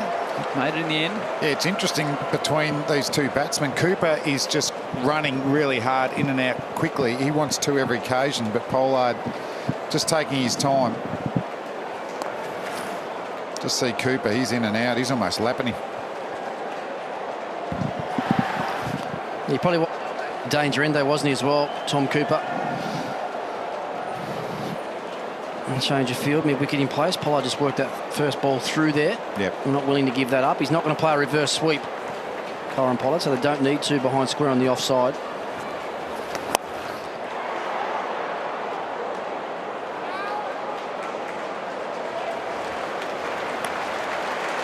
Crowd right on the edge of their seats, applauding every positive move by the Strikers. Now, this is where a move like this can come undone, boys, is when you bowl your part-timer to the set batsman. Now, Tom Cooper's been out there for 22 balls. It's going to be up to him here to try and find the boundary. Oh, he dragged it down a touch, but Cooper didn't really take toll. Looked like a different type of delivery there from Ingram. When he played out the front of the hand. Yeah, he played that late cut. Looked like he was going to nick it straight into the keeper's gloves, didn't it? We heard that noise through the stump mic. It sounded like a little nick. Let's have a look. Oh, yeah, it was like a seamer. It's a little in-swinger, Flem.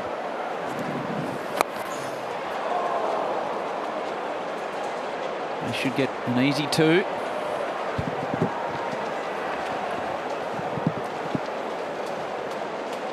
All right, Rick, who would you rather be on now? Well, if you've asked me 3 or 4 times, I reckon I've changed every time. Jeez. I'm still going to go with the strikers. You're sticking with the strikers. High ball! The catch could be taken! Is it taken? Completely runs underneath it, Lehman. He's had a tough night in the field. Oh, gee. I'll tell you what, he's lost complete confidence after he dropped that last catch. He ran in then. He actually looked at the mid-wicket guy about 3 times. He wanted someone to... See there, he looked down. By the time he looked back up, it was too late. Massive moments in this semi-final. Oh, Bronxies now. Let's have a look at that one again. 28 required from the last 3 overs. Yeah, he accelerated straight away, didn't he, Jake Lehman? But he made it easy, and he is looking, so that actually takes his eye off the ball. And when he looks up, guess what? He's no chance to catch the ball. He's run too far. You'd rather be diving in at the end. Oh, no. No, you're not going to enjoy that one. You've been exceptional with your form up here tonight, Flem. It's emotional. It's a semi-final, Howie. He looked down. There's at least twice there. He looked down at least twice. There's no way in the world he wanted to try and catch that after putting the last one down. It's a big blue. Well, this is the one you're after, Rick. Rashid Khan to Kyron Pollard. With the game on the line. The crowd cheering their man.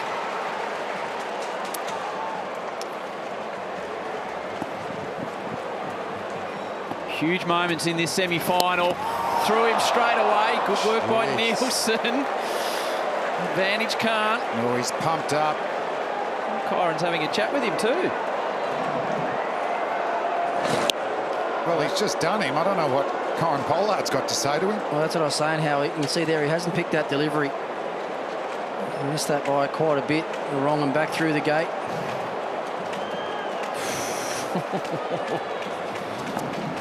Second attempt. Gets off strike.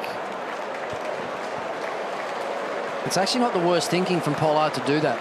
Because if he gets the quick back on strike for the quicks next over and gets through this over, then he will be more dangerous. Tom Cooper has looked in good touch. He's been starved of the strike for the last few overs. Good shot. It's only going to be 1.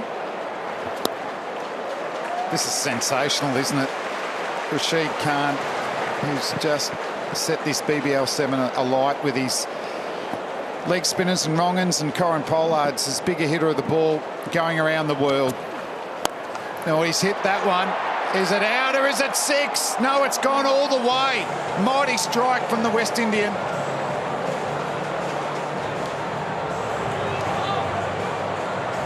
Effortless by Pollard.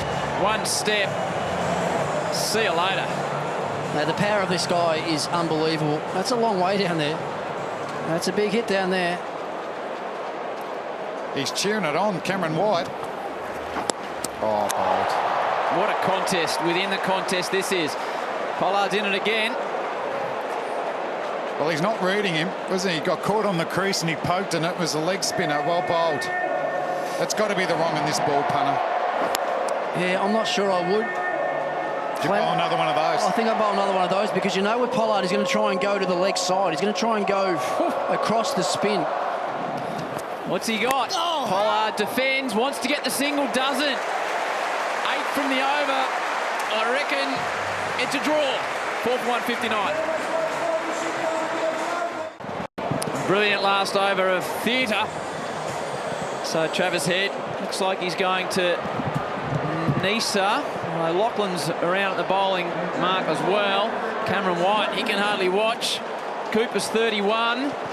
20 the Renegades require, 19 for a super over, dare I say it, to Rick. Well, you said there, Cameron White couldn't bear to watch. That's what this game does to even the most experienced, Howie. It's been around a long time. Cameron White played a lot of cricket all around the world.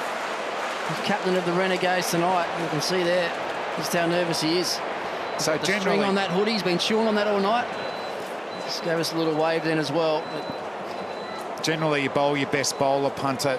Ben Lachlan, he did it against the Perth Scorchers, got them back into the game, and Michael Neeser bowled a full toss first ball to Adam Voges, got hit for 6. So I think they're hoping that Neeser can get through this over and keep the game alive for Ben Lachlan to close out this game. Well, he's a bit the same as Lachlan as well, Flem, at the end. He bowls his, like, a lot of slow ball Yorker type deliveries, doesn't he? But you can't bowl a full toss. So surely he's learnt from that last game against the Scorchers. Cooper on strike. And he was trying to ramp it. Well done, Neeser. Saw him, sent it wide. Well, he got away with that. It was outside the wide line, wasn't it? But if you look at where Tom Cooper's back foot ended up, it was a long way outside the line of his off stump. The benefit of the doubt goes with the bowler. You can see there he moves across and didn't catch up with it in time. Tom Cooper changing field. Mid-off will come in. Deep square leg will go out. Got to be at the stumps. Oh, it's hit hard down the ground. All of a sudden, he's the favourite again. That'll give him a bit of confidence, Jack Lehman. That one got into the mitts, got rid of it quickly. I must admit, I thought it was 2 off the bat, but what they've been able to do now is get Pollard on strike. He's definitely a better hitter of pace on the ball, Howie, than what he is with pace off the ball. Do you reckon Jake Lehman wants that next high catch coming his way or not? He'd be happy to donate it to a teammate. Well, let's just hope that his mindset is that, yes, he does want the next ball. You have to want it, because if you don't, it's going to come to you anyway. It's well bowled. Well fielded too. Siddle. Crowd cheering singles like they're wickets. He went the full pace Yorker. Wasn't far from actually hitting the pads. But that's good fielding from Peter Siddle. Keep a single, so 3 balls, just 2 runs off. One tactic we have seen teams use against Pollard, boys, is to go around the wicket and bowl at his heel with everyone out on the leg side. Try and take his power away. Well, that's beautifully bowled. I'll get 2, though. Pollard doesn't want it. He's going to have to go. Well, he only takes him 4 steps. Big man. That type of delivery is a good one, isn't it, with 4 men out on the leg side. Can he bowl a couple more of them? 16 to get off 8 balls with Ben Lachlan bowling the last over. Simply, they can't afford any boundaries here, the strikers, off these last 2 deliveries of this over. He follows Cooper, whips it away. Doesn't get it in the gap. It's a single. A single. Crowd love it. So that's the beauty of hitting to the big boundary with 4 men out, even though he didn't quite get his Yorker right, and Tom Cooper hit that very well. It went straight to one of the fieldsmen. And good throw in, just a single. Been a good over. Yeah, once again here, Flem, I'm thinking bring square leg up inside and put a deep point out, bowl full and wide outside off, try and minimise the 6. Oh, he's bowled wide down the leg side. Did he think he was going to move to the leg? Ben Lachlan standing at the rope on the offside. He just wants as many in his pocket as he can get. And how's he feeling at the moment? Most likely going to be bowling the last over. His mouth to be dry. Don't worry about that, Howie. I reckon he's a bloke that'll love it, though. And now he'll get the opportunity to field it, and then he'll need to bowl it. Brilliant over, really, in the state of the game. 7 from it. 13 for the Renegades to make the Big Bash final. 12 for a super over. Oh, Benny Lachlan, over to you. Even my palms are a bit sweaty up here as well. Super over, boys. He's a confident player, Ben Lachlan. Yep. I think he's the type of player he wants it. He wants the ball in his hands. He wants to be the hero. And that's why he's built up all these repertoires for this actual moment now. But he's bowling to two of the most dangerous batsmen in the BBL. Tom Cooper, who's been brilliant throughout, and Corin Pollard, who's hit hundreds and hundreds of sixes in T20 cricket. Well, the two balls he's going to bowl. He's going to bowl that slower ball, isn't he? He's going to try and bowl a Yorker at the stumps as well. I think if he starts with his slow ball first ball here, he's got to get it wide. He's got to get it wide, out near the wide line to Pollard. Pollard's going to look to drag everything mid-on to mid-wicket. If you can get him out of his shape and actually force him to hit the ball to sort of mid-off area, you're a chance of taking a wicket. Lachlan to Pollard with a final on the line. Hits it hard down the ground. Boundary! It was too straight. It was too straight from Lachlan. That's right in the arc for Pollard. And if he gets the full bat on them, boys, they go back harder than anybody in the world. Well, I thought Tom Cooper hit his on-drive hard. There's one man in the world that's hitting it harder than him, and that's Corin Pollard. Half volley length with that slower ball. He's practicing the bouncer. If he cops one, he's got to take him wide. He's got point out, long off, out on the boundary as well. Well bowled. Can't do too much with that type of delivery. They also need to keep in the back of their mind here, the strikers, Travis Head and Ben Lachlan, just how effective Tom Cooper is with the lap shots to both sides. Looks to be very proactive, move across his stumps, looks to flick over that short, fine leg. And we saw earlier that he tried to get reverse sweep one as well. See, and there we go, fine leg goes back. Well, he hit a few of those against Jai Richardson, didn't he, at the Wacker a couple of games ago.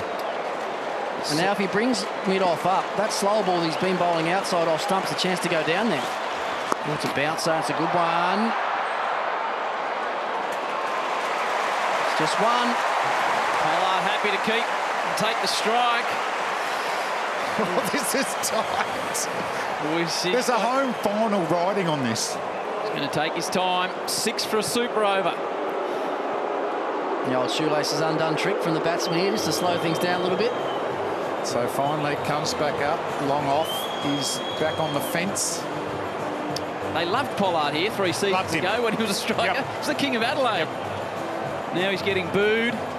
Well, the Renegades have got about 3 or 4 ex-Adelaide strikers in their team. Stunning finish to the second semi-final. The Hurricanes are locked in. Who are they going to be playing? Pollard faces Lachlan. Bunts it again down the ground. Times it well. They come back for 2.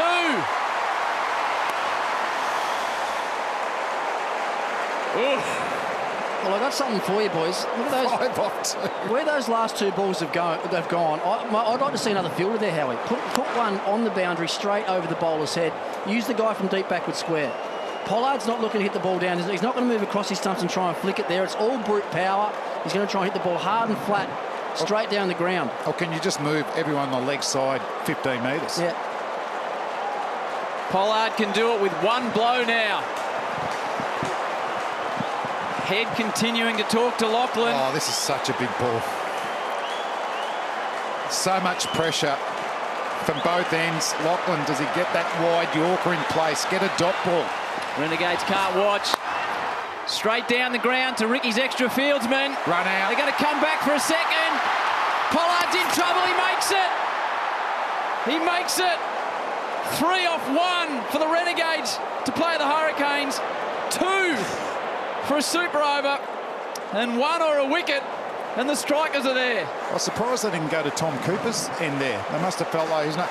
It's got to be a super over or a strike. Jeez, I don't even know what scenario I'm going. What are you going to say then? It's a boundary. They're all in the mix, Flim. It's all in the mix. All in the mix. I know Cooper's going back for 2. What's Lachlan doing? Where's he bowling, Rick? He's got to just execute a perfect Yorker as far as I'm concerned. And the one area that he could find a dot ball to Pollard is a good bouncer. But then you risk it being over shoulder height. Not unless you have fine leg back. Those Yorkers have been quite good. I reckon he needs to bowl a bit wider though. Have a look at the field now. They've actually got that other straight guy. There's one all the way down there at a wide long off. And it's the guy from extra cover point that's gone there. Here we go. Who's going to be playing in the Big Bash final? Pollard's beaten. The strikers. Lachlan is the hero. It was a length ball. The strikers are into the final against the Hurricanes. Benny Lachlan, take a bow.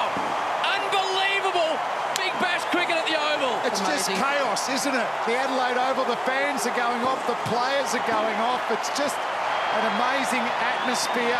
The Adelaide Strikers in their first final will be here at home, and no doubt it'll be absolutely packed punter. I'll tell you what, I want to be down on the ground. I want to feel that atmosphere and environment that's been created out there by these 40,000 fans. Amazing end. They've held their nerve, the Adelaide Strikers. Ben Lachlan outstanding. Ros Kelly in the midst of the action, Ros. Howie, the roar of the crowd here is absolutely deafening. Ben Lachlan, congratulations. It's a fantastic win. All of the pressure was on your shoulders during that final over. Please just talk us through what was going through your head. Oh, volley's pretty scary. I've done that a few times at training, and it comes back at you pretty hard. So I reckon that was right in the slot too, that last one. I reckon I got pretty lucky there. So, yeah, we'll take that. It's a good win. This means so much to the people of Adelaide, doesn't it? Yeah, it's pretty awesome. That's a really good feeling now. It's really hit me that. That's cool. Are you a bit emotional about this? Not about, yeah. It's been a big effort. So just pumped. We've got a young guy, Liam O'Connor, in our team, who's been back up to Rash the whole time. He's going to get a game now, so that's awesome. So I'm proud of that. Congratulations, Ben. It's an absolutely fantastic effort into the final on Sunday. Thank you. Ros and an emotional Ben Lachlan. Well, he said it was in the slot. If anyone was going to hit it, it was Pollard. But the Adelaide Strikers get their opportunity to win their first Big Bash crown in the game of the season. The Strikers by 1 run. So Sunday, 4:15 Eastern. After the coverage will start from midday throughout the day. It is the Adelaide Strikers coming up against the Hobart Hurricanes. What a final that will be. The Canes there after beating the Scorchers, and here tonight the Strikers escape off the final ball. What a night of Big Bash cricket.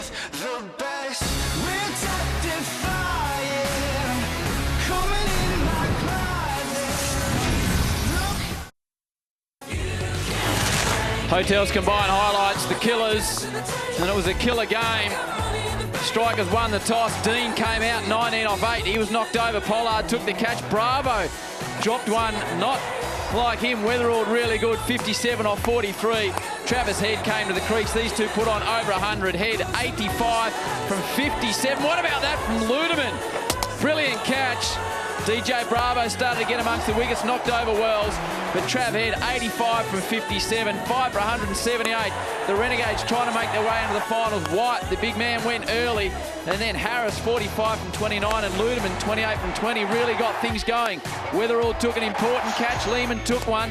Khan got his first wicket. Then Jake had a touch of the fumbles. Bravo started to take advantage. What about that catch by John O'Dean? Kyron Pollard, Cam White liked it. They needed 3 off the last ball. It was a dot. Benny Lachlan, the hero, no doubt about that. 4 overs, 1 for 31.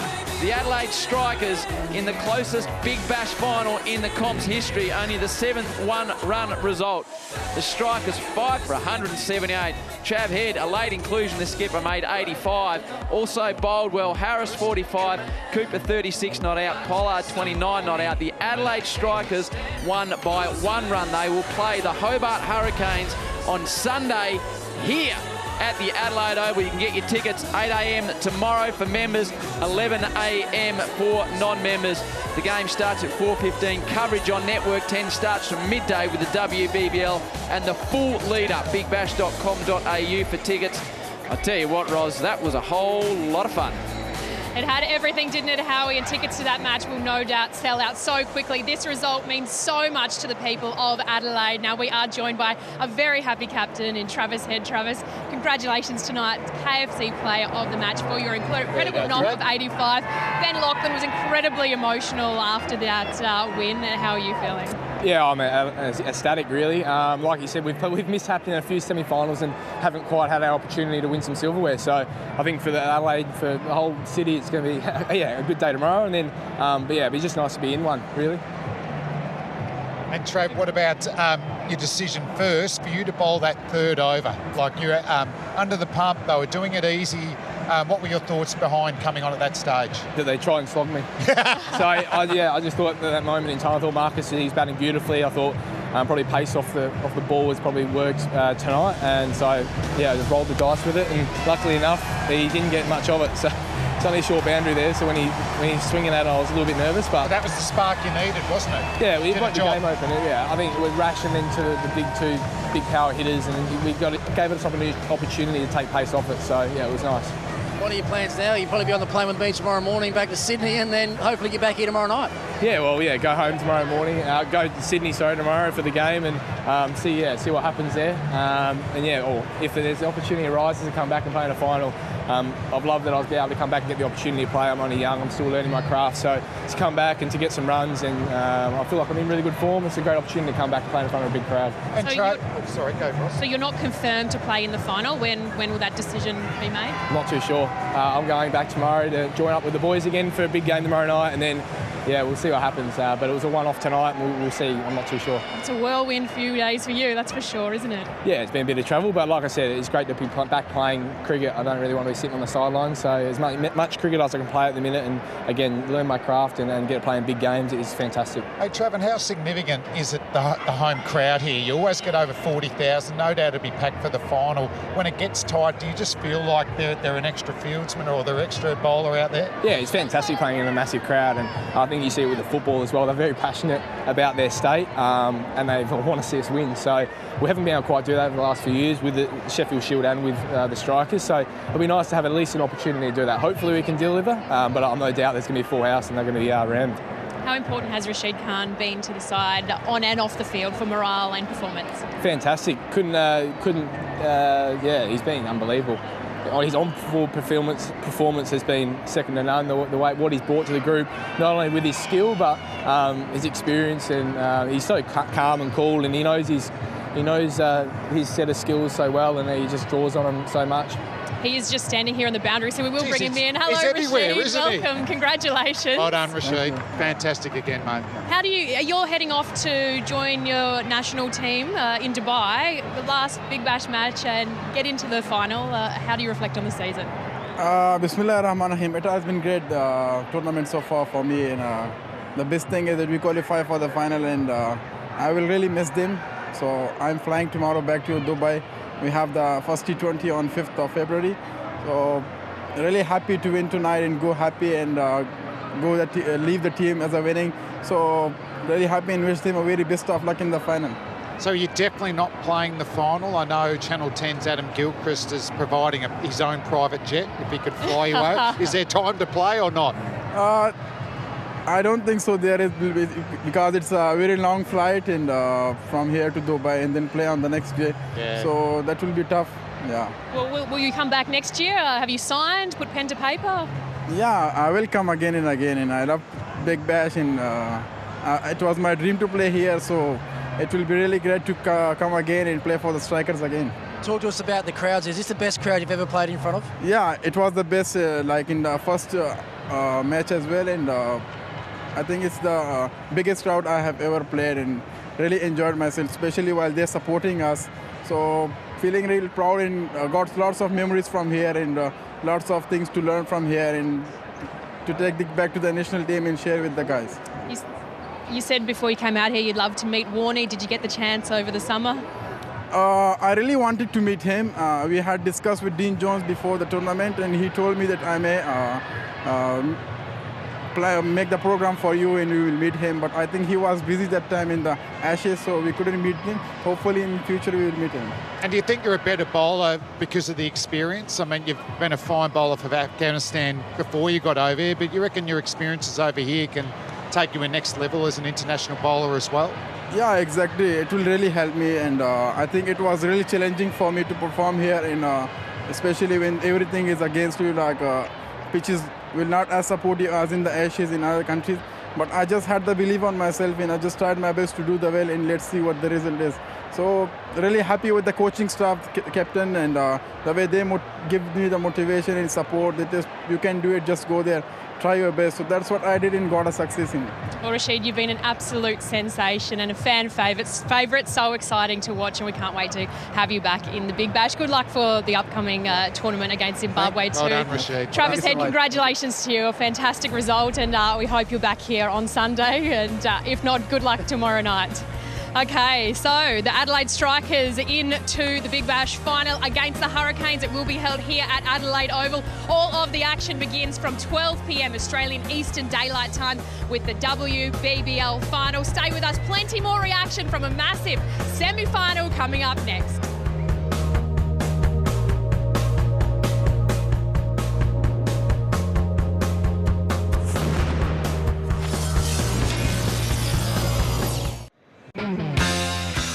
Looking at tonight's Rexona pressure moment and Ben Lachlan stepping up to bowl the final over.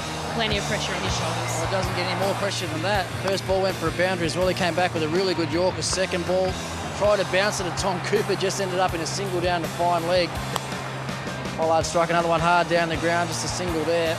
Tell you what though, if he could have asked for a better ball last delivery for Kieran Pollard to put 30 or 40 rows back over mid-wicket. It would have been the actual ball that he got.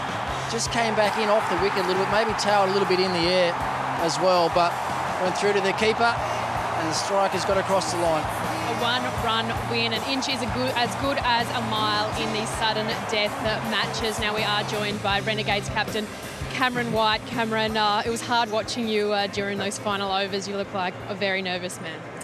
Oh yeah, when the game's on edge like that, I guess, yeah, you're riding every ball. So, yeah, unfortunately, well, clearly we didn't get the right result, and I guess it's hard to reflect on straight away and try to dissect, I guess, when it comes down to the final ball and only a run in it. You know, there's so many little things throughout the course of the 40 overs of the night that you can sort of say what if or something about, but yeah, it's obviously felt as though we've let one slip. And Whitey, what about with the bat, Weatherald and Travis Head got going? It looked like they're going to get 180 or 190. Did you feel like you fought back pretty well with the ball at the end? Yeah, I felt like we defended ourselves pretty well actually throughout the innings. We only obviously got the one early wicket. Yeah, and then there was obviously the short side here as well, so we tried to keep the ball away from that as much as we could. So yeah, I felt as though that the game never really got away from us at any stage, and felt as though it was a really good wicket. So I thought, you know, and then especially after our power play with the bat, I thought we were right in the game. So yeah, it was just one of those things didn't work out. What was the decision making behind you opening tonight? Obviously we changed. Matthew Short didn't play, so yeah, the decision was the last couple of games Tim Ludeman has been lined up to come in if we lost an early wicket, which happened tonight. So it's not an unfamiliar role to me. I've opened plenty of times in one-day cricket and in Big Bash. So yeah, that was the way we sort of decided to go tonight. Thought we had a great power play after I got out. I think it was 60 odd, I think it was. So the best of the season. Yeah, exactly. Yeah. So yeah, we're in the game chasing 170, and then yeah, unfortunately, you know, strikers bowled well at the end, and we just fell short. So how did you feel going into that last over with Pollard and Tommy Cooper out? They're two of your better players. Pollard, a known finisher around the world. That's what he gets paid for. That's his job. Were you confident going into the last over? Well, even the last 3 overs, you know, it was under 30 with 3 to go. So, and I knew they had two. We were hitting to the short boundary for 2 of those overs. So yeah, I was confident. I thought, you know, I think I basically said to myself 3 boundaries, 2 of them sixes, and we're home. So we just didn't get that last boundary. But yeah, still going into the last over, as you said, you know, Tom Cooper's had an unbelievable year, and Kieran Pollard hits it as far as he did. Matched up against, to be fair, Ben Lachlan's probably the best 2020 bowler in the comp, so it was always going to be tough, but I was backing our boys. Correct me if I'm wrong, but I read somewhere that you said the Strikers have the best attack in the competition. Who do you think will win Sunday's final? Yeah, I said that before. Obviously, they lost Billy Stanlake. I thought, you know, Billy is an important part of their team. Obviously, still a very, very strong lineup. They wouldn't have won all these games and got to the final if it wasn't the case. So, I think Hobart might win. I just think they've got, you know, I think they're on a bit of a roll. Obviously, it's going to be a home ground advantage here, but yeah, I think they've got the game plan to win it. And Whitey, what about summing up the season? It's really close here, but you've made progressions. You've given yourself a chance to almost make the final, so there's been positives, obviously. Yeah, I think a lot of credit has to go to the support staff. Andrew McDonald, we made a lot of changes to our list after only winning a couple of games last year. Probably really brave decisions and list management decisions. So, yeah, I think we've obviously got a squad together that was very close to making a final.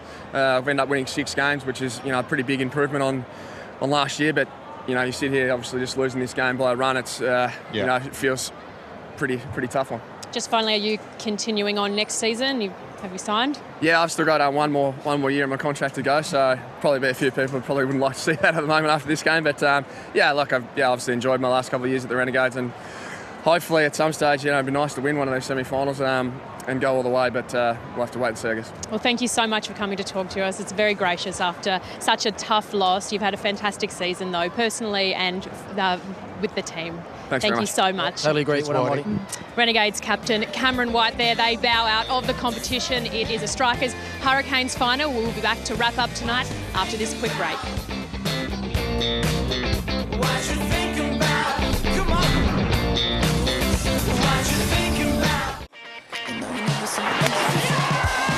What a season we have had. 43 games in 47 days, and we will look back on a fantastic BBL 7 in the Big Bash pre-show on Sunday before the big final. That is 3:15 p.m. and I understand, Damien Fleming, you had a hand in picking out some of the season's highlights. Oh, I did. I tell you what, it took hours looking through all the footage. It's been such a big BBL 7, so I've got all the highlights. It's much, you got to watch it, Punter. Make sure you're on there. Wicket of truth. No, probably. How many of those you do this year? No, I have. It's taken me hours, but 3:15 p.m. on Sunday. Make sure you're watching. I will give a fair tribute to BBL 7. Can't wait for that. It has been a fantastic season. We understand you also had a little bit of a fan moment just before with Rashid Khan as well. You got a selfie. It's been caught on camera too. Well, we normally have it every time. Rick wants a selfie with me, right? But I had a little one with Rashid. He's just looking for a few more followers from that part of the world. That's what he's trying to do. We've got to open up different markets. But wasn't he sensational, though? He was fantastic. I wish the best for him and internationally, and hopefully next year in the BBL. Gilly will be very jealous. He is a big fan of Rashid. Actually, he will be very jealous. Let's look at our finder.com.au player comparisons. Cameron White versus Ben Lachlan, and Ben Lachlan is he's both experienced Ben Lachlan into his first BBL final. Yeah, it's what we said at the start of the show today, wasn't it? That both these guys had never played in the final, and only one of them was going to go through tonight. And unfortunately for Cameron White, it's going to be Ben Lachlan, and he deserves it as well. Having to bowl that last over, there's nothing harder to do than to run into some of the best hitters in the world and try and defend a total like that. He did a great job, so all the best to him and the Strikers in the final. Yeah, definitely. There's worse positions to be. Not bowling that last over, and he's built his whole career and all these T20 skills to actually, for that moment right there, to win big finals for his team. And for Cameron White, you forget that he had many a year at the Melbourne Stars, so he's had a lot of semi-final losses. But he's back next year as well, Cameron White, and the Melbourne Renegades have had a much improved season. And we saw how much that meant to Ben Lachlan because he had tears in his eyes when I was interviewing him afterwards. So a fantastic result for Strikers fans. Thank you guys so much.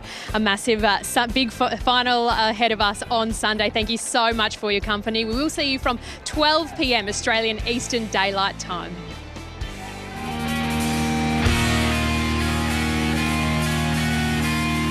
I love summer. It's epic. Big hits. Hit home! That's a massive hit! Unreal catches. Absolutely brilliant catch.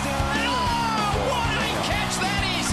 Man deep on the rope. It's not an easy catch. Oh, he does everything he can from. Oh, the best catch you'll ever see.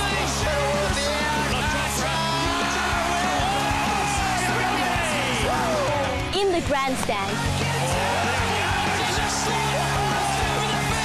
And in the backyard. Ash Gardiner, Alyssa Healy, Elise Perry, we love them. Oh, she has. She's rewritten the history books. Can you believe it? And then there's KP. He took us out on the ground to bat. I'm going to be targeting behind square on the leg side. Well, you can't get better insight into what's going to happen in a game of cricket than the batsman telling you what he's going to do. We took catches with them. Fielder coming back, going to be a super catch. It's one of the great catches. Got into a bit of trouble. So I said I'm not going to bat until it's off. Always laughing. We'll miss you, KP. He loves it. Sometimes it even felt like we were captaining the team. Yeah, you don't think that's too obvious? You want to rip one through them? Yeah, okay, go for it. You show them something a little bit quicker and a bit higher, right? It was on the TV every day and night. You just couldn't turn it off. Direct hit, he's in trouble. just having a really fun time. Dad reckons Gilly and Ricky are cricket legends. Dad thinks Ricky knows everything. I just got a feeling here he's going to bowl a bouncer. It's the bouncer. That's what you get on the Big Bash. Ricky Ponting tells you what's going to happen before it actually happens. I love Junior. He has a donkey named Bully that's allowed inside the house and eats ice cream. Took my cornetto last night. My sister loves Gilly. She follows him on Facebook. He's funny. Hello! Okay. I don't even know what that means. Roy's fielding analysis was really interesting. This is Roy's graph. So we got 4 runs plus and 4 minus. High-tech cricket right there. And we're not really sure what the wicket of truth was about. It's fantastic. That's all the buzz in Hollywood right now. But it didn't really matter because it was all pretty funny and we had a great time. Thanks, Big Bash. Thanks, Big Bash. Thanks, Big Bash. You made my summer.